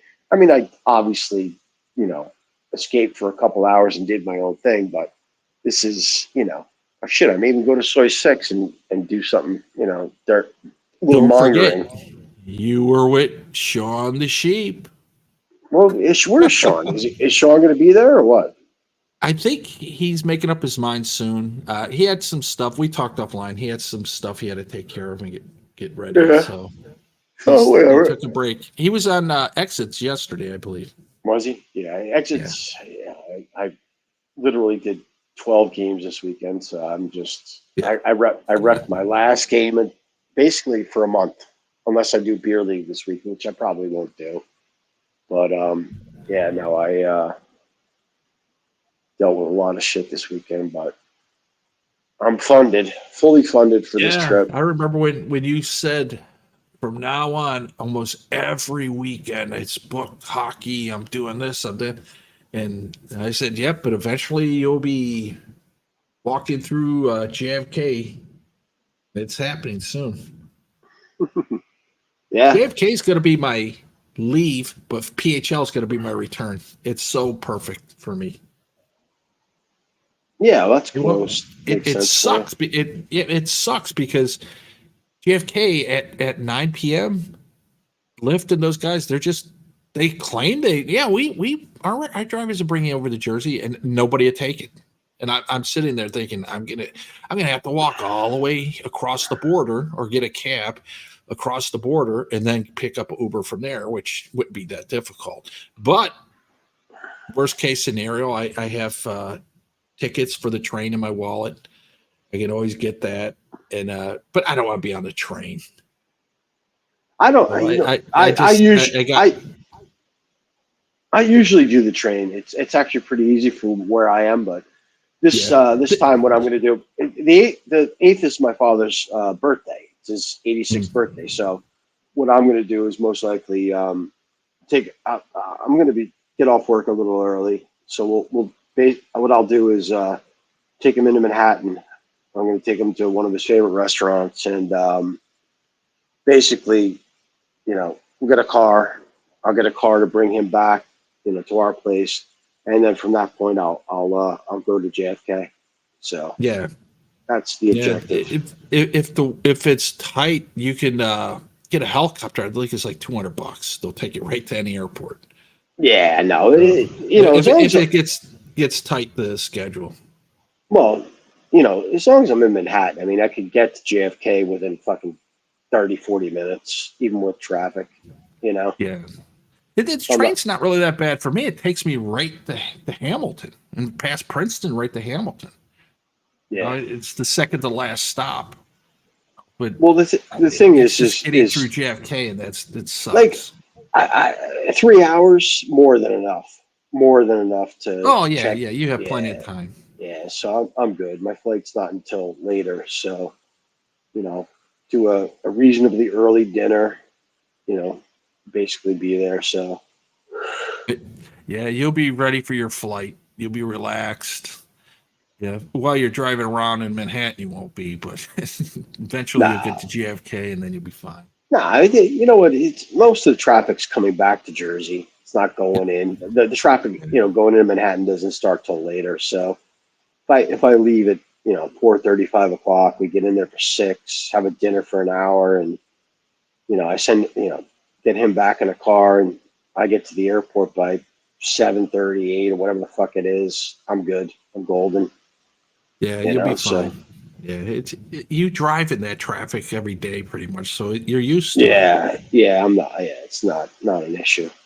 Not an issue. So I see that when I'm flying in, I'm like, look at these morons. I'm thinking, what on earth? And then I remember, look how much money they make per year compared to the guy out in the burbs somewhere. It has its advantage. You get used to it. It's getting worse. It's just I live literally in probably one of the most populated places, in the tri-state area. Yeah, Bergen. You think you know your routes and your shortcuts, but everyone figures them out. That's really what it comes down to. But and then the GPS didn't help because now everybody knows them. Yeah, an alternative route. Yeah, exactly. I'm driving through the back streets of Ridgewood. You know, now everyone does it. But something's going on. Like all of these areas now, there's major sewer work going on, and I don't know where they're getting the funding, but I mean, there's a lot of work going on everywhere. Roads are shut down. It's insane. And well, that's it. It's because one, election year, and two, the Chinese, both illegal, you're going to see it in the next year or two. How it's just they're all up in northern Jersey, and they're all living like 12 families in one house. So the sewer system's got to be fixed. We went through this in Mercer with the Indians when they went in and moved in. It turned out to be a good thing. Everybody came because they had to modernize the sewage, and yours has to be modernized. And on top of it, the Asians they're doing it backwards. Like my buddy Jackie Chan, his daughters live in New Jersey but work in Manhattan. I said, wait a minute, aren't they supposed to work in Manhattan? No, they live in Manhattan but work in New Jersey. I'm like, wait a minute, are you supposed to live in Jersey and work in Manhattan? Who does this backwards? Yeah, it doesn't make much sense. Yeah, if they're doing that, well, it does to them because they're two sets of twins. 3 of them work. One just travels the world. He refuses to work, but he just makes. I think it was like $35K a week net. His little cafe he brings in. And he's always at parks, and he's like lately he's been. Why are you not sit by me? I said because you're a loser. You lose too much. I wanted to talk to somebody who wins. He's the guy I gave the football games to one day, and he changed them, and then yelled at me because he changed them. Oh, you gave him the winners or the projected winners? I gave him 3 games. One happened to be Temple plus 10. I said, I think Temple beats Penn State, and they did. They beat them outright. Penn State sucked that year, and they got points. And I came in thinking, oh, you won. He's like, no, you lose. I said, what do you mean? I gave you 3 winners. He goes, I change. Well, that's your fucking problem. No, to him, it's my problem. He changed. If I didn't give him that game, he wouldn't have changed. He also, and this is weird, and I met the guy. He still hangs out at parks, but he had to get a job. He was the bookie for like 15 years. He would just go collect at parks. And nice guy. And my friend said, he's good bookie. He picks my games for me. Oh God, that's great. Having your bookie book your games. So he would let him win a couple games. And then he would like just cash in the rest of it. But to him, don't bet on anything. He's a degenerate. He bets on. I told the story. We went to the horse track in the back, and we were watching horse races in Australia. I said, I'm going with the favorite because I don't know horse races. They scratched the favorite, so everybody just moved up one. I went to the guy I thought would take second. That horse won. He picked one, and it was so bad we were all laughing because it took like 8 seconds for the horse to finally get on the screen to finish the line. It was so far back. That's the luck he has. I gave him in 2019 in March. I don't know if when you walk around parks, there's an area had a big curtain. It's closed in. That used to be a bar area, and you can bet in their sports. Yeah. We were in there one day, and I had my pre-bets, my future bets. I had LSU, Ohio State, Oklahoma, and Clemson winning their conferences, and I had LSU beating Clemson in the final, and that's exactly what happened. I gave him that. He had, I think, $3,000 he was going to bet. And he didn't. He said, no, I'm going to bet on the spring games coming up. I think it was like the Braves played the Mets in the Cactus or the Grapefruit League, whatever, spring training. And he lost. If he would have bet that like he would, it was like $72,000. Oh, Jesus. Yeah. And again, he yelled at me because I didn't force him. I said, I can't force you to do anything. You saw me press the accept button. Why didn't you? But yeah. He's a good dude, but I just can't be around him. He's so he loses at everything. It's like he's part of the Washington Generals. Oh, he's just never going to win. Well, That's Bronx Tale. Get in the closet. Remember the movie Bronx Tale? The you don't watch movies. Well, you watch other movies, but yeah, it's basically they play craps or shooting dice, playing dice. The guy literally every time he bets, he fucking loses. People are betting against him winning. Yeah, he's bad luck. Look at him. Put him in the closet. He's bad news. Look, I have no clue how to even play back. 21. I know. Yo, Ricky. Bro, man, you know what's going on out here in Bangkok, bro. I mean, there's nothing better if you're in Thailand. Miss, can I get a free sample? Free sample. 5-star lifestyle. Free samples. What is that shit? There. Oh, we're here at Garrett's Popcorn Chicago tradition. Oh, yeah. Yeah, free sample. Look at that. Yeah. Look at that. 5-star. 5-star lifestyle. This is awesome. Oh, yeah. Horse tips with exit, just bet the opposite. If he's got the 4-horse, go with the 8 or the 2. Oh, yeah. Expensive exit, you know this place. I am there, bro. Ricky, what about the bank? Remember the Bangkok girl with the fake rack? What about her? Remember the Bangkok girl that you were with the fake rack? What the hell was her name? Those are real, bro. You mean, yeah, Lily Drama. Lily Drama, that's right. Lily. Yeah, Lily Drama. No, you're talking about that one? I thought you were talking about the cosplay one. No, it's just Lily Drama. Lily Drama. Ricky went back to see her, and she basically ignored him, told him to get off. The fuck out he of walked by and she flipped him off. Yeah, she don't want to be on camera anymore, bro. She's like, yeah, I don't blame her. That's smart. That's a wise thing. And then especially when you have 40 sponsors. And the pink girl contacted me, but then she's got a lot of problems. It's just, once these girls get over 40, bro, they start having all these problems. Health problems, financial problems, emotional problems. And so you just got to stay away from them, man, because it's like one mistake. That's all it takes. Will take you down, bro. Yeah. Bro. I mean, that's Exit, bro. Exit, he's on top of the game out here. He knows. What's up, Exit, bro? I missed you. I was at Halloween. Remember at Halloween we met at Hooters at Nana Plaza. Exit, remember we went out party last year? Well, you weren't there. And we're here at Gourmet Market now, bro. Guess what? Guess what they got here, bro? Samples, more samples. You know it, bro. More free samples, bro. I mean, they got more free samples. Let's try it.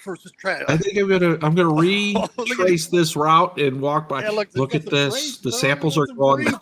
Oh, yeah, look at that. Yeah. Oh my God. Yeah, Ricky's the guy who's at the Acme, the ShopRite, all the grocery stores. Oh my God. Excuse me. Please don't take all the oranges. Excuse me.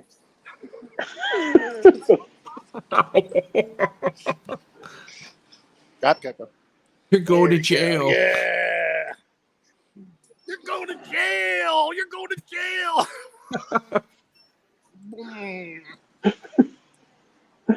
5, 4, 3, 2, 1. South is here. He's like the guy that goes to Costco for his lunch. Oh, yeah, and a bitch that the free refills are only going 3/4 of the way up. They're on the basketball team, bro. God bless Ricky. But anyway, bro, it was 2008. When I lived on Soy 22, at the service apartment, I'd come down here every morning, bro. And look at this line for free food, bro. They're giving away some type of soup out here at the U-Hunt We Cook kitchen here, Central Market. But everyone's here for the free food. But when I lived at service apartment at Soy 22, back 2017, 2018, 2019, I would come here every morning, eat free samples every day, bro. Every day. And it got so bad, bro, that they would when they saw me, bro, they would have like fresh cheese up here, samples of cheese, samples of meat. They would see me, bro, and they would put it down underneath the thing, bro. every day to see me decide it. You know, like, man, there he is. You got your register. so the guard would like hit him up on the radio, bro. Hide it every day, and then they get very bad look. You know, give you a very bad look. What was the apartment you stayed at back at the Honeydew or something? What's it called? I don't remember what it's called. It's service apartment, bro. Yeah, that's where you Liberty Place. Yeah, Liberty. You would store all your stuff, and they helped you. Yeah, that's a good idea. Yeah. They store all the stuff, bro. You know, you store your stuff and then you go back there. But now the pollution's so bad here. The pollution's so bad, and then all the Indians are here now. It's not. You can't live there anymore. You know, forget it. Wow. Because before it was like, that's Soy 22. That's where all the massage shops are, all the fun. You can go there for the afternoon. They have the big menu that thick, of everything you can imagine they do, and that's all gone now because you walk in there, it smells of Mumbai. That's like the Soapies. All the Soapies smell like Mumbai. Yeah, well, I think the Soapies went up in price a lot, bro. Yeah. Because it's $6,000 now. It's $6,000 to do anything out here. Really? 6,000 minimum. Yeah. 6,000 just to do that's it, bro. Plus 6,000 plus, bro. Plus the bar fine, plus transportation back too, man. Motorbike. It's expensive, bro. Forget it. It's a lot cheaper just to go to find some girl works at the factory, take her to Boracay. It's some $80 a month, $80 a night room, bro. 6, 7, 8,000 baht. It's not worth it, bro. Then they want to bail after 1 hour. Like I said earlier, I buy at these you buy because when you go to these booby, when you go to the bar, they make you buy 2 drinks, right? And then it's 440 baht or 400 baht. But they drink them like boom, boom, real fast. In 5 minutes, they're gone, bro. You're like, what the heck, man? But with the Chinese, they just sit there. They just sit there, I don't know what it is, but like internet must have, it's me probably, in my experience. Yeah. The old 333 is now 666 or 633. That's what it is. Yeah, there's a lot of hot girls out here, bro. I'm telling you. Oh yeah, it's Bangkok, of course. Yeah, it's pretty hot out here, man. Plus, you're throwing all the Eurotrash girls out here, man. And all the Russians and everything, bro. It's just, it's pretty good, but But the problem is living here all the time, bro. It's very unhealthy now. Many people are going down for health problems that are staying here, bro. So. What? Just the air quality? Well, look at Edward Sweeney, bro. Look at Edward Sweeney. Edward Sweeney, got that brain, most likely got that cancer, terminal cancer in Udon Thani, staying there for 3-4 months, bro, in that hazardous air. And if you look up his medical condition, the first thing it says air pollution. Yep. Over 60. I mean, you got to be very careful out here now, bro. I'm telling you, man. Very careful. Maybe a week or two is okay, but living here anymore, Look at the chat. I guarantee X is going to comment.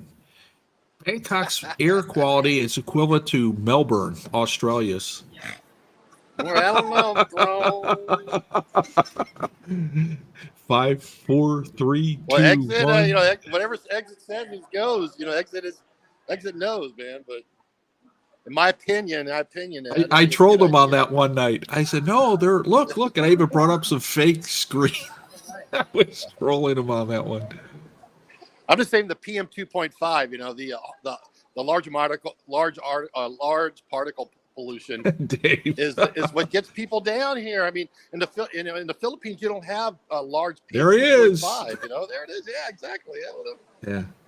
They don't. You just don't have that large particle pollution in the Philippines, man. It just doesn't exist. I think that's a big determining factor where you live now. In my opinion, it's my opinion. But you really got to look at air pollution now. It's a bit as your number one priority, over everything else, man. Look at this food court, bro. It's packed Monday. You know, all these tourists come here. The whole mission is to save money. You know, on their food, bro. I mean, you know, but this place is overrun, bro. They say this is the year for Bangkok, bro. I believe it, bro. This place is completely overrun, bro. Not even high season yet. A couple more weeks. Overrun, bro. Yeah, but I'm watching. You know, the hotel I had, they don't show CNN. They said they had it, but then they have CNBC, so I had to get another hotel. You know, for tomorrow. Why don't you just watch it on cable? Use your computer. Yeah. You can't watch CNN on the phone. Or, you want to see the updated election and everything. Well, no, you want to see CNN, the drama, bro. It's a big drama show. Yeah. The election night, they have the drama show. They say, "Oh my God!" Yeah, wait to MSNBC. Coming, you know. They're like, "Oh my God, Trump won!" You know, where's the flags? You know, they're gonna drop down the tyranny flags. There's martial law coming. You know. I'm gonna go. It's gonna be like see him crying on here. Oh no! I'm thinking about going out and live streaming, like in Philadelphia and Trenton. Yeah, what I do. Live from Fixed News. Live in the middle of nowhere. Yeah, anyway, but I'm having fun out here. Nothing else to report, you know. Just having a good time, trying to stay alert, stay alive out here. Ricky, you have another 3 days, 2 days left in Bangkok? Yeah, I'm watching. I'll be here for the election, bro. And then I'll okay. Oh, yeah, that's right. You said that. I'll stay here for the election, go back to Cebu, and then take my new girlfriend to Boracay. Yep. Game plan. Yeah, I gotta watch the election, bro. You know, I mean, it's gonna be pretty funny. X is gonna be bowling. He started a bowling league in Melbourne. Down, bro. It's gonna be, you know, because it's gonna be a Trump landslide. They're just gonna melt down and rage, bro. That's gonna be the greatest drama programming ever. Coming up Tuesday night, U.S. time, about 11 p.m. Eastern. They're just gonna when Trump makes his acceptance speech at 11 p.m. And Trump makes his acceptance speech, and you know, it's a landslide. You know, like Nixon landslide. There's on CNN, there's going to be, you know, a complete meltdown, bro. Yeah, that would be cool to see. All right, boys. Well, enjoy your trip, man. All right, Ricky. Internet monster, be safe out here. You know, don't get anybody pregnant. Oh, that's what I was about to tell you guys earlier. You know, Dumageddon now and Social Security. You know, all these old guys are having babies, so they can get the supplement. You know, so if they're making $1,000, they're making $1,000 a month. They get $500 extra for having a kid. That's evil. You know, pure evil. That's the big, that's the big thing now, bro. Is all these old guys, you know, like, oh, I only get $1,000.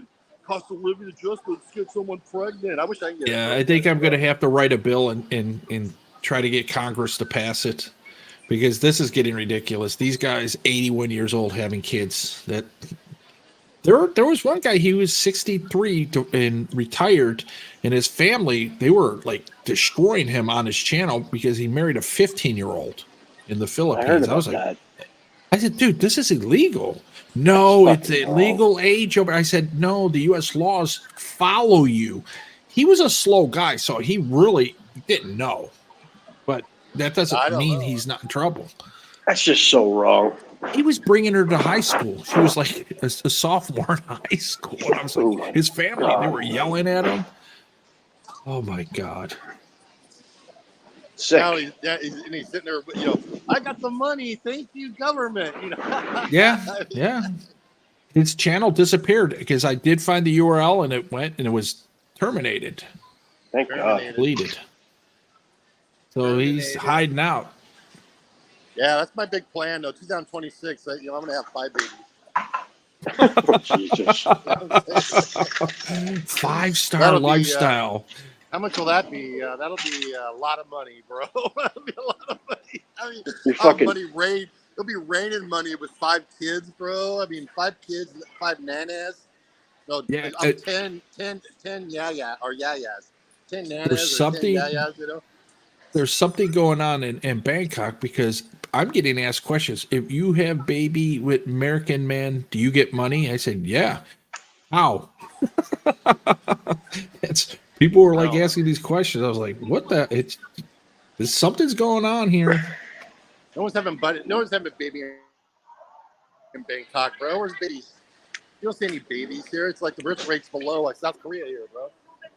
No one's having a baby here. I don't know. A baby. All right, guys. Thank you, man. Hey, be good, Ricky.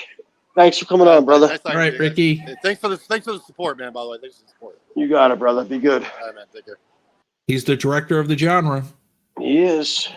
No, you are. Oh, I'm the director. Oh, God. Yeah, Ricky deemed you the director. Get it together, monster. What's going on with Pig Boss on Gogo's channel? Get it together. You're the director of the genre. Too much drama. I miss Big Boss. He was always fun. He's out there somewhere. Is it a bowling lady? Thought it was only called that because he was dish. What the hell? Greg, how many you in? Like 12? You 12 deep? I'm a massive troll. I used to be Souths. Not anymore. Definitely not anymore. I upped my trolling. Well, at least knew he said I did. Nah, I was bad during COVID. Yeah, I was bad, but nah, I don't. But you're trolling. I think you trolled the Philippine genre a little bit different than you did the. I was brutal. Yeah. Brutal. You really went after the dudes in the Thai genre, and you kind of went after the women in the Philippine genre. But you know what? After like a year, it kind of calmed down, and then it kind of got really funny. Some of the trolling you were doing. I was having fun with it. My ultimate troll. I went back. I had I basically took a lot of the shit off of YouTube, but it's still up there. Like I can look at it. But my all time favorite was Brett Glasgow and and I forget the other guy's name. The karaoke guy. They're both retarded. I mean, it's they cool. were singing Cheap Trick. I stumbled on those guys one time ago. They were singing Cheap Trick, and I'm like, I'm done. I can't come back. But I went on there pretending that I was like this old guy, and I was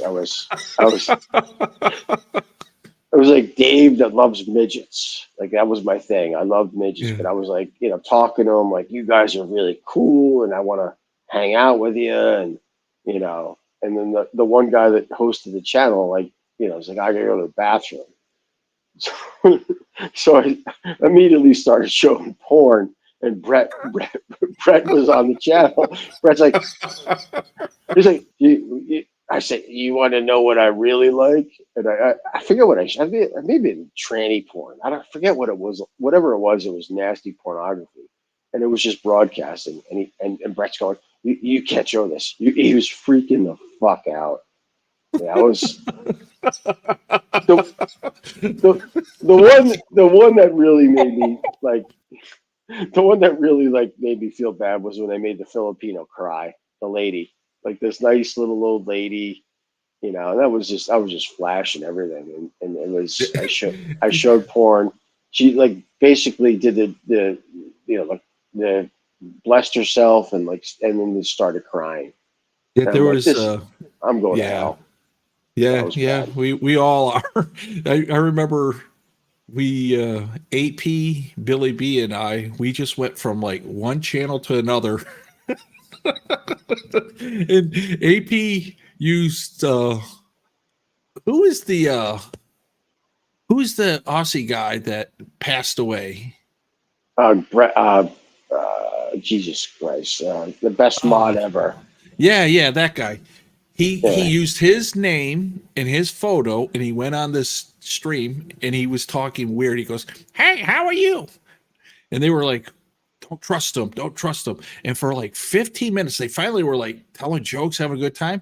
And he goes, you know what I like? And they go like, what? He goes, I like to watch movies. And the guy left. And he put up this board. That was me. That was me. No. Oh. This is Grant. I think his name was Grant. Yeah, Grant. Yeah, Grant. It was AP, Billy B, and me. We the three of us did it. I actually have this all videotaped. I don't want to play because I don't want people to like get in trouble, But it was funny. I'll one of these times I'll send it to you, and you'll be laughing. We stumbled into this Muslim channel with two guys. Oh, God. The one guy went to go get some water. He came back, and the other guy was enjoying the porn. He was like, the other guy, why didn't you say something? He goes, this is good. It's a great channel. Exactly. Yeah. And then there was one guy. These were the two cases that it really was bad. It was 5 Filipina ladies, middle age, older or whatever, and they were all dressed like they were coming back from church, and boom, that they got hit. They were just like, they didn't know how to react. And then there was this one guy from Africa. I think it was Nigeria, and he was talking how to build a channel. It was just himself. This is how you start one person yourself. This is how you always start one person yourself. Never give up. He had like 6 months and he had 2 views. And unfortunately, we all three of us came in there and he was like, oh my God, this is working. And we were talking to him that AP put oh my God. It was so funny. And the guy was scrambling to turn it off. He kicked himself. Unbelievable. And we were laughing. I was like, oh, we're going to hell.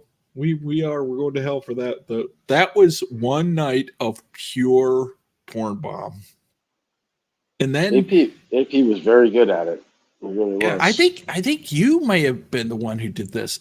I may be wrong, but Ron was drunk and he was talking on his stream. And I was talking to him, and Thailand Mick came on. Mm-hmm. And then someone else came on and porn bombed him. And Mick was yelling, delete it, Ron, delete it. They're going to take out your channel. And Ron didn't know he got porn bombed because he was so drunk. The next day I said, you got porn bombed. He didn't believe me. So I sent him the video. He blamed me. I don't know.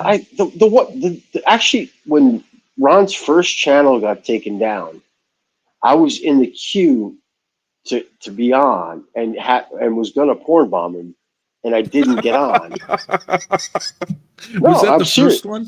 The first channel. His first channel. I was in the queue to porn bomb him, and then something happened. He let someone else on, and that was, I don't know who it was, but he was blaming me for it. But I'm like, I was trying to porn bomb you, but I didn't get on. You didn't let me on. Oh God. Crazy. I actually made a video. I recorded that when Thailand Mick, me, Ron, and then the porn bomber came on. And Ron was sitting there and Mick was yelling, turn it off, delete it, Ron, delete the channel, turn it off. And I think Banksy may have been on there too. Everybody was yelling at her. But when you're in that state, he can't. And then on the phone, he's not going to find the button. And it just... But I did record it just so I could prove I was on there and it wasn't me. Unbelievable. Yeah, I haven't done that in a while. I think it just... It was funny when AP did convince that guy. He was the guy. He had something beer tester, Texas beer tester. He wore a fedora hat, and he just like would come to all the genre just to get people to go to his channel and stuff. And he had 3 women and 3 dudes, and he convinced them he was Grant and Monster. It was Mosh. He said Mosh vouches for Grant. And as soon as he did that, he goes, okay, you can play the video. And he got up to go get something to drink, and he played. I almost had the best one ever. It was when Barry would like bring on a girl to interview, and he let me on, and I screwed up. I literally, he was bringing on like Cara Costa or like one of those ladies. And I got a picture of her, and it was like a video of her, like, and I had it perfect fake. And the transition, it did, for some reason I wasn't able to catch. I wasn't using what did AP use? I was just doing an iPad. I was filming an iPad whenever I did my porn bombing. But it was yeah, and there was a lag, and he figured it out, and he dropped me. But I almost had the perfect porn bomb on Barry. It would have been the best. It was full-fledged nasty porn. Yeah, it would have freaked the fuck out. Yeah, it's weird. If you're gonna get Barry, you got to get him when he's like outside walking around, because he's so nervous around his soul surrounding.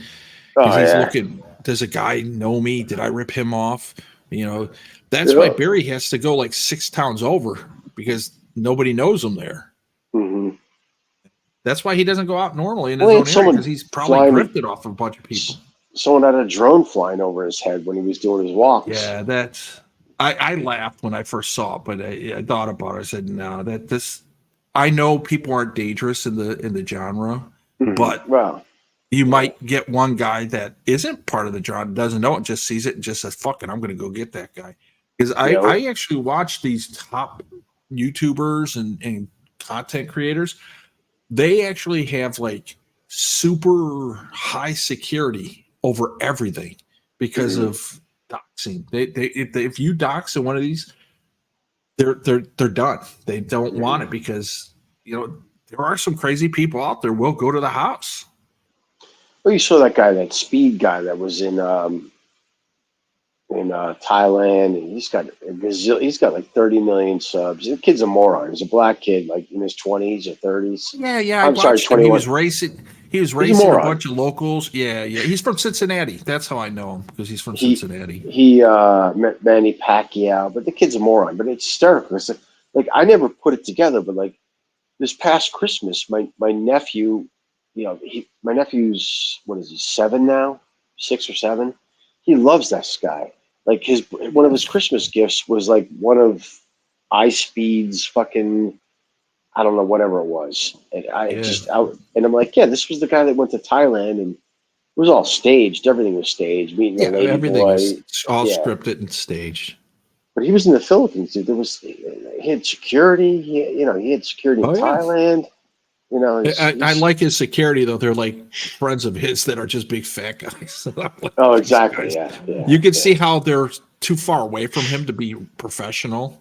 They're just pushing people away. Yeah. They have no credentials to do that type thing. Well, they would never. If you're proper security, you would never put him in these situations. Yeah, he wouldn't be in there. It's like the Secret Service, they're telling Trump, we can't protect you. You got to stop. At least put up the bulletproof glass now, and he does that now. But it's funny when you see these guys. They're like high school buddies of their security. They're just big, chubby, fat guys, and I'm like, they're not even in the right position. They're too far. 21 feet is the minimum you should be away from people, because somebody can throw a knife accurately at that point. 21 feet. Well, that was my life. Friend of mine in Boston. He grew up with the lead singer of Dropkick Murphys. Dropkick Murphys, popular, going down to Boston, blah, blah, blah. So he was like the personal security guard to this guy for like probably 5 years when they were traveling like internationally. And things didn't go well. Let's just put it this way. There was a legitimate death threat against this guy for some reason. And he at that point, financially, he had the ability to, hire anyone he wanted, because Dropkick Murphys, all of the rights, everything goes to the singer. Everyone else in the band is hired. He pays them salary. He owns everything. He has a house in Martha's Vineyard that, the guy's loaded, and it's all off of a couple songs, but they tour nonstop. But he owns the rights to everything. But as soon as legitimate threats came in, his security job didn't exist. So it was his friend. Exactly. My friend, bodybuilder, Jack, this and that, but firearms, knows nothing about him. Yeah, and he doesn't know the situation. He doesn't know the commo and how to work as a team. He just knows like bouncers. They just know to throw the guy out the door. He looks intimidating. That's basically what it was. a friend of mine. He's a former New Jersey State Trooper. He's part of the security team for Tug McGraw and his wife. I think her name's Faith Hill or whatever. Oh, okay, yeah. Not I Tug remember McGraw. Tug yeah. McGraw was the father. The pitcher. The pitcher. What is it? What's the Faith his Hill name? and Tim McGraw? Is it Tim Tim? McGraw? Yeah. He never even met his father. Yeah, he didn't even know him. Yeah. He used to, like, when we would talk, he was like, dude, how do you know all this stuff? I said, because I was part of details. My last detail was at Merrill Lynch, believe it or not. And he was like, what? And then he thought I was joking. And then after, like, he got trained, he came up to me and he's like, dude, I know you don't drink, but here's a Gatorade. I go, what? He goes, I want to cheers you. I go, what for? He's like, I go, I know I'm a great softball player. He goes, fuck softball. He goes, no, you were right. I was talking shit behind your back, but you were right and I was wrong. And, I thought that was cool, but, it doesn't matter. The guys at Merrill Lynch, like Kankakee, Jeffrey Peak, these guys were all the CEOs on down when I was there. They had professionals. They were better than Secret Service. They had better training. They had everything. They were almost like when the Japanese came, they were like the guys from North Korea.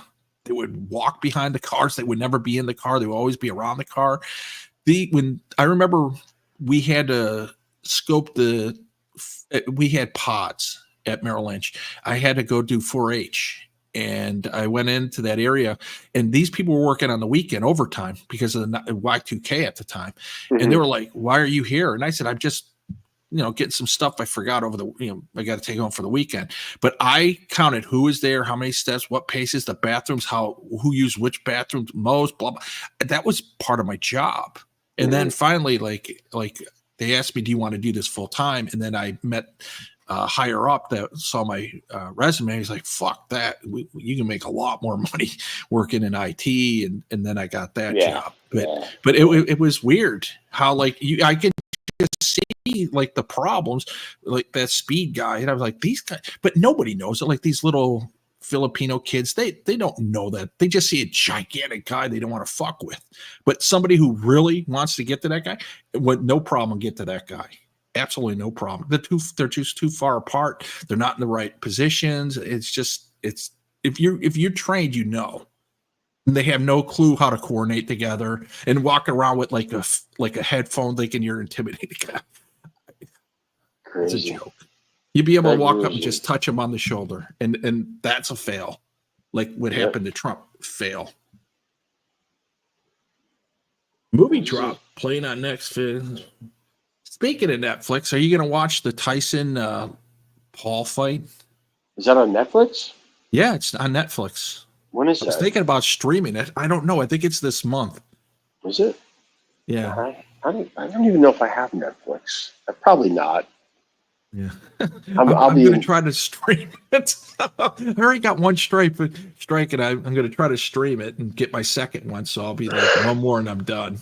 I plan on doing something anyway. My most important preparation for this trip is to prepare my my entertainment for my 12 hours and my 6 hours on the way over to Dubai and Bangkok.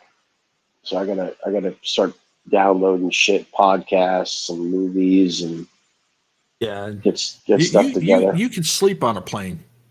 No, I mean, not great. Not really. Not REM sleep. I mean, I'm going to be, I leave late at night and I arrive pretty much late at night in Dubai. So I don't know. Well, the most important thing is on the way back, I situate myself properly so that, get back in the afternoon on Sunday on the 1st. Okay. So it'll give me time to get ready for work. Get one good sleep in. Yeah, so we'll figure it out. What do you think of my 15-hour and 55-minute flight to Hong Kong from JFK? Fuck that. You're nuts. I took it back to my last flight. It wasn't all that bad. It was entertaining because we had like 42 minutes of like turbulence, and I'm talking real turbulence. And South's had it on a flight. I think in Vietnam or in Cambodia, he was showing it and people were screaming. That was the same thing. People were standing up. And when I was younger, I would yell, "We're all going to die!" But now I don't want to be on a no-fly. Yeah, you know, exactly. Yeah, so you're gonna you can't lose your do rights that. to fly. Yeah, Fuck that yeah. shit. Plus, the captain came out. He apologized. Good dude. He was so professional. And what are they going to do? There's nothing you can do. That's just a heavy You turbulence just area. try to adjust your altitude, and sometimes it works, sometimes it doesn't. You know? Yeah, they're working with AI now so they can predict it and get around it, which is cool. But yeah, you're gonna hit Well, it. you've been in a plane when it dropped 1,000 feet or 2,000 feet, Almost right? 3,000 feet. Yeah, Yeah, and from in Arkansas, one of those like crop dusters. That's a little bit different than it being in a big jumbo jet. And that I was in a. I used to go to State College at least once a month from Boston. We had a big client down there. It was a giant pain in the ass. So I would do fly to Philly, and then I would take a prop plane from basically Philadelphia to State College, which was like a 30-minute flight, whatever, 40 minutes, not even. You get to altitude, and then you start descending. But we were below the clouds. Like we let's just say it was like probably 6 people on the plane. Dude, that was frightening. We just dropped. It was like there was no. It was like the engines didn't exist. Like you just were free falling. It was like being on a bungee jumping. That was freaky. That was really freaky. That similar happened to me in going into from Dallas to Fayetteville, Fort Smith, Arkansas. And I was sitting with a Japanese guy. He was showing me his Rolex, a real one, not the one Ron has. A real one. He goes, "This Rolex, it's a Rolex." I'm like, "Is that your first one?" "Yes, my first one. I get many later in life, but this one I always keep my first." I said, "That's cool." And he goes, "You need Rolex to be man." And about 5 minutes later, we went through these clouds, and they just had some tornadoes and flooding, because you could see when we were landing, you could see like people were National Guard putting sandbags up by riverbanks. And we went through this really dark cloud, and it looked like it was pitch black, and it was middle of the day, and it got really cool in there. And we just dropped. This guy grabbed my arm. I said, "I guess you need better Rolex next time, huh?" He goes, "Yeah. I see." I don't know. Cool, I need to buy a fake one. My fucking smartwatch here has a nice big crack in it. So wow. I was never a watch guy. This was me either. Nope. This was the gift that I gave to my father, and he basically gave it back to me for Father's Day because it was too complex. It pissed him off. Yeah, they're actually cool.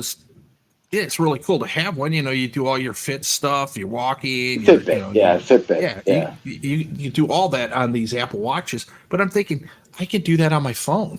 I just put it in my pocket. Well, that's where your data most of it's coming from anyway. It syncs with your phone. So I don't know. Yeah, and I'm just not a watch guy. Yeah, it is. It's nice to have occasionally, but. Did you like going out to State College? I did because the guy that ran this investment advisory firm he was the king of the air. He had the box seats to the games. He had all the connections. Yep. And it was a very simple. It was usually a stupid secretary that didn't know how to use the software. They would hire and fire people left and right. So whenever they asked for anything. And they always requested me because I was the first one to go down there. I was the SME. We sent an implementation guy down there. And at the time they were using, this was way back when, they were using shared windows. You remember that shit? Everything's on the server. My God. Dude, it was, I changed their entire network because they were using all of their software, all their financial software as shared applications. So it literally was. I told the CEO guy. I said, "Listen, you got all these people working here, and they're waiting 5 minutes for an application to come up." I said, and then their administrator was a nice guy, but he wasn't the brightest star in the sky. So I said to him, I said, "This isn't working. You got to change everything." So basically, like that wasn't my area of expertise, but I brought down our network guy. and basically sat down with the CEO and the admin and I said, this is kind of how we operate things up at Fidelity. And, this is what it's going to cost, and we'll get you a discount. We soft dollared most of it for them, but we basically updated their entire network, and it changed their entire office. Like they had people working in there that were doing nothing. Yeah. And they realized, they had an IT department. They didn't need like fucking, they had like 6 people. They only need 2. Absolutely. They had admins, to do just reporting. Now with the performance of their network improving significantly, and one person could do all the reporting, just simplified everything. Let's just say that the employees weren't a big fan of me. Of course not. But except the ones that actually worked and made life easier. Yeah, we modernized their office. We got everything working, and the guy actually offered me a job. I'm like, Fidelity, Boston, State College, but but I actually he sent me, I don't know, was it my birthday or Christmas? Probably a couple of years. I haven't talked to the guy or seen him, but somehow he still had my old email address, my Yahoo address, and sent me something. He's retired now, and who knows where he is, but. Yeah, it was always fun to go down there. When companies built their networks and they use push-pull technology, they're like so far behind the curve. Even when it was new, that technology was behind, because you're putting all your resources on a server when they should be on your workstation. At that point. So it's. I'm glad it's all gone. The cloud now, it makes everybody's life easier. You can just go anywhere in the world and you log in and it's there. It's just weird how it is. I asked if you liked it because I used to go out there for softball tournaments in the middle of nowhere. We're playing out in cornfields, in state championships in Pennsylvania to qualify for nationals. Because in a certain sanction, you didn't qualify in the state tournament, you couldn't play. And ours was always in Cape May on Labor Day. And we were like somewhere else in a different major tournament, a different sanction. So we would always go out there and just run through the teams, because it was like playing an over 40 tournament. Because everybody was, guys were in jeans and not to make fun of Sean, but loafers and jeans, and they're just on checkered shirts, like they just John Deere hats. And we always made a rule: do not hit anybody, do not shoot the middle, do not, like, these are like our older uncles and stuff. You can't, and that's basically, we would win, but we would win by like 5. We were purposely like let them stay around, but they kind of knew it a little bit, and afterwards they were all cool.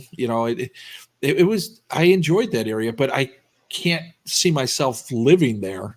Well, like college towns, college. I mean, state colleges. It's like South Bend. It's a college town. You know what I mean? It's all great barbecue, great little pubs and stuff, and but to live there, no. Definitely. F that. But even if I was 100, I wouldn't want to live there. It's no. You're around academia and you never ever leave you sit down, you hear people talking about it. You walk in, hey, did you hear about it? It's always academia when you're in those towns, and you just got to walk away from it. But the games, I mean, they had they did a corporate like tailgate, and then they had their corporate box for the games, and it was awesome. I mean, they got it catered. It was the best absolutely. food. It was fun. I went to like 2 or 3 games. I would schedule my visit like on a Friday and stay basically until Sunday night.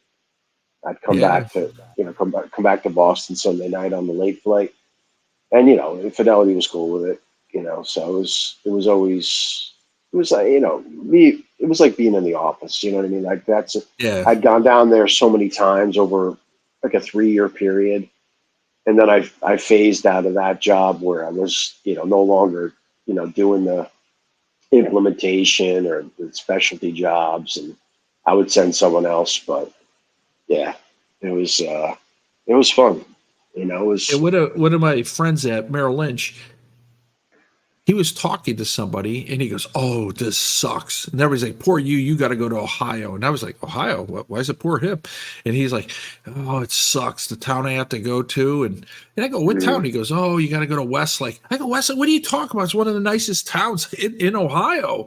And people are like, "What, really?" And he guy like kind of bumped me. And he goes, "Shh." And then he told me later, he goes, "Man, I've been going for 5 years. All these people think it's like a shit thing and I'm being punished. Dude, I'm racking up all these flight points and I'm having a great time. I'm going golfing at all these golf courses." Oh yeah. And I said, "Oh, I know. They wouldn't have the number one holiday in an entire world in the West in that town if it was a shitty town." Well, we would do for our beta testing. We'd pick, you know, smaller customers, people that we had good relationships with. Some of them that were somewhat, you know, savvy technically. So I always had my premier beta testing site down in Raleigh, North Carolina. Oh. So whenever we, you know, were putting out new software, I would fly down, and there was a one-man shop guy. You know, I think he'd worked for Merrill, and basically privatized, became an investment advisor, and brought over, I don't know, it was like maybe $3 or $4 million in business just for himself. But the guy he worked out of his house. But that was always such a good time. Because, you know, I'd go down there they'd schedule for like 2 or 3 days. And it would, you know, what I needed to get done, you know, because the guy, you know, he was fairly technical. I'd install the software. I'd show him you know, what was improved, you know, ask recommendations for the next version. And, you know, he was really cool. And he was good at actually finding issues, you know, because no matter how much you know your own software, you know, and how you test it and how you use it, it really comes down to, you know, these guys are only using fucking 20% of it. So Absolutely. you got to identify what that 20% is. And it's different for every customer, but he was good at identifying issues with that 20%, which was the most important thing. But we would get that done like literally, you know, in a couple hours. Then we go out and eat, you know, hang out, you know, go to a strip joint, and then I'd follow up the next day. Because the whole thing was like they said, you know, with these customers, we've got to make sure we're at least there for a couple of days just in case something goes wrong. So I'd have to, exactly. You know, we would do stress testing, you know, on a testing servers, and make sure that, you know, at bare minimum the software could basically meet his needs. You know, because we pretty much almost get rid of the old software. That was kind of what we needed to do.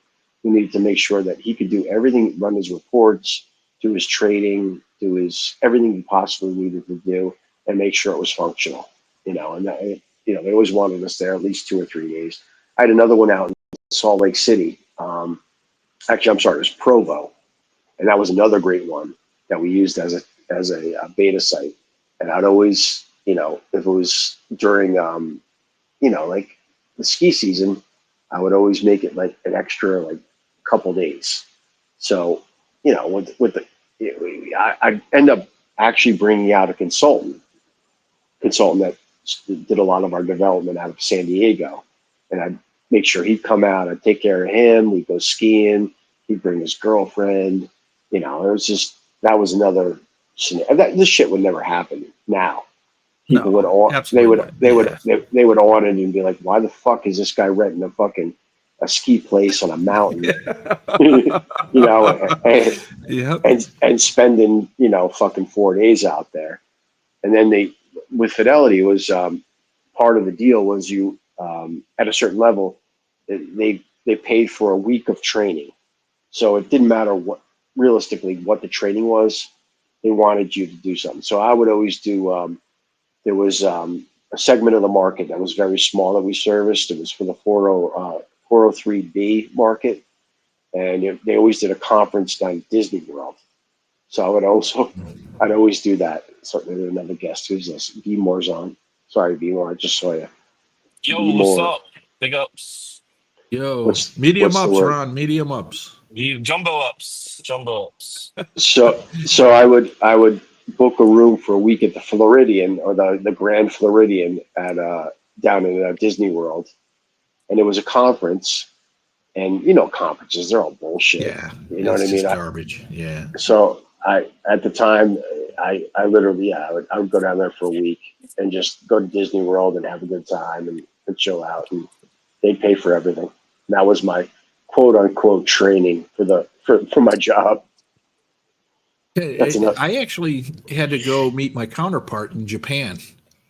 And then my counterpart in England actually had an office in the Princeton area in Plainsboro. And when she went back, because she got married, and I never even had to leave the airport in London. She would come and meet up, and then 9/11 happened. And then we couldn't do that anymore. We would sit and eat and then discuss things, and then I would go straight over to Tokyo. So I knock out two birds with one stone. You can't do that anymore. Even before 9/11, I was like writing off things. I was getting points for all this travel. I remember the guy that he was third in line. He had two assistants. They weren't called secretaries. They were assistants. They actually went to school, how to dress, what they do. He had two. One traveled, one didn't. He had all this stuff. And I remember one pulled me to the side. She's like, how are you pulling this off? I go, pulling what off? She was like, getting like all these trips and they're paying for it. They're giving you the points. I've been trying this for like 4 years. And I said, you don't know the half of the stuff I'm pulling off here.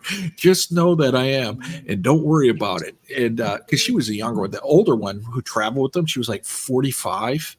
And she was picked by his wife. His wife went to the school and handpicked her from the school that they were sent to, because he didn't want some beautiful woman. And trust me, the young girl wasn't flying with them. There was no way in hell she was flying with them, but the older woman was. But I don't think there'd be anything, because they're so professional, because they're being paid like 150, 200K a year to be these guys, right hand man.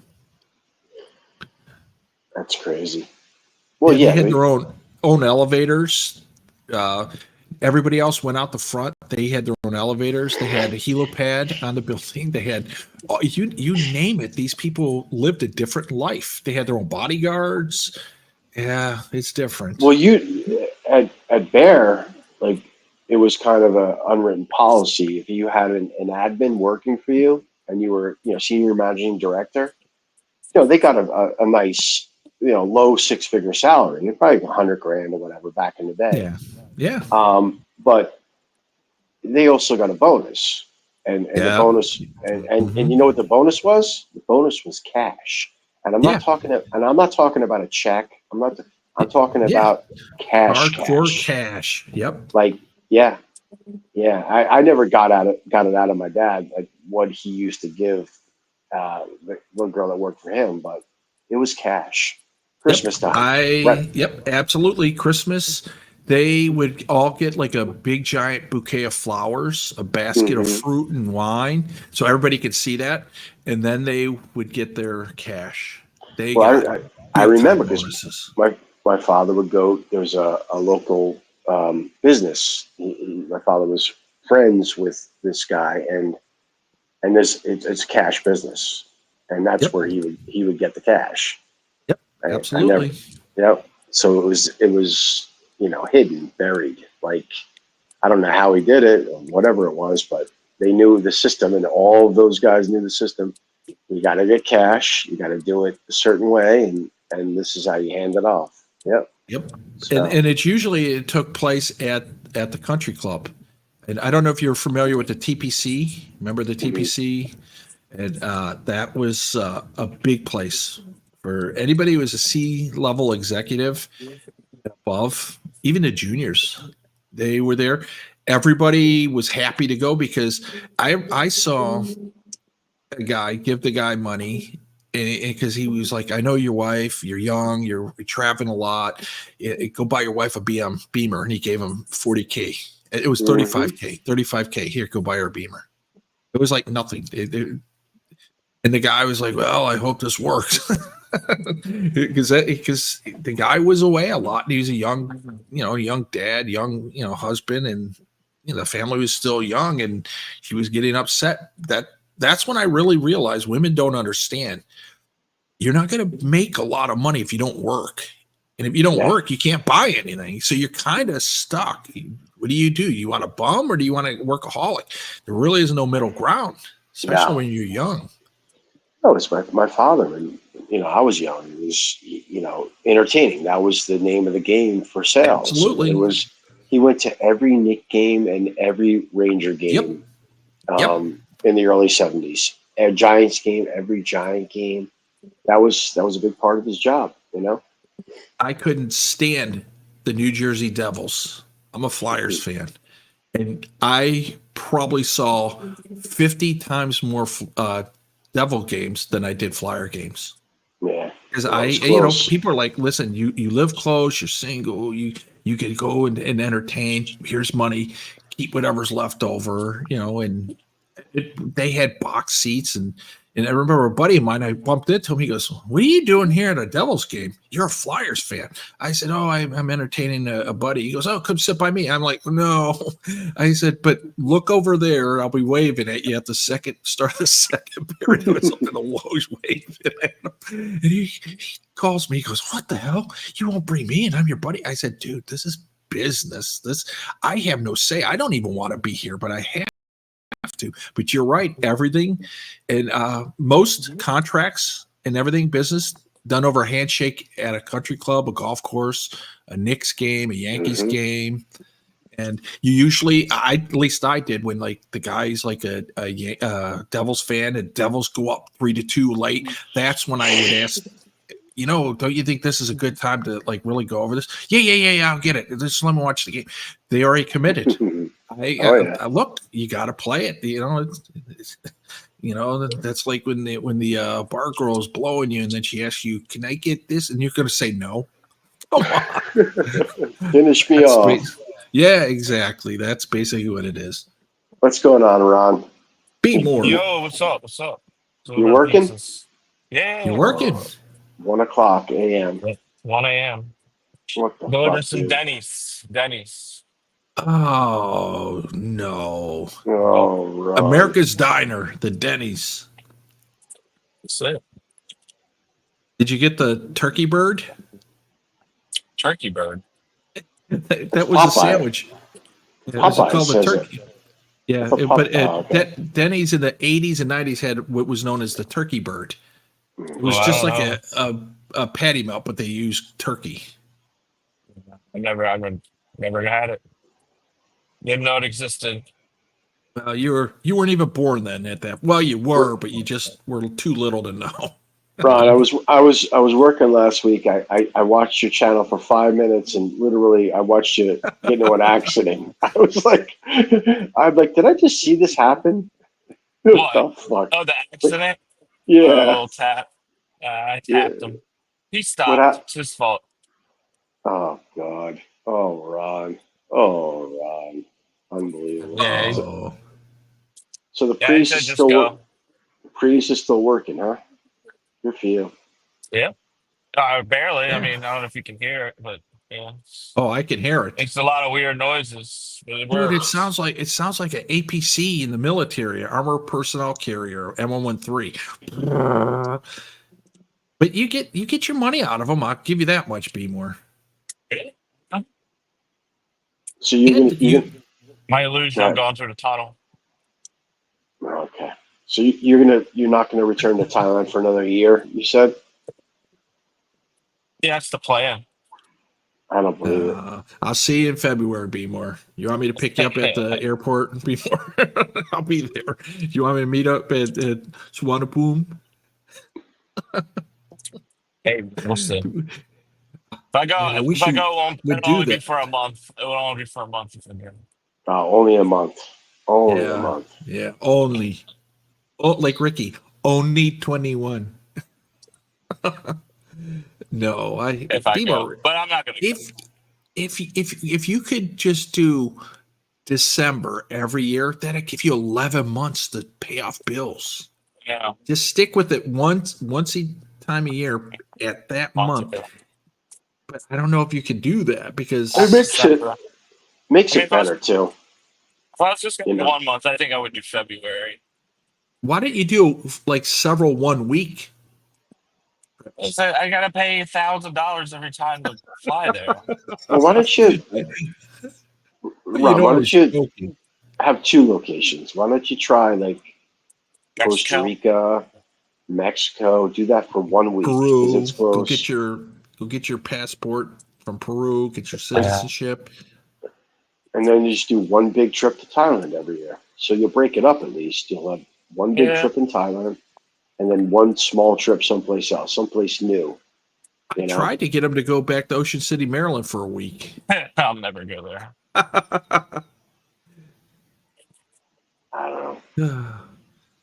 Crazy. And there's nothing we can do.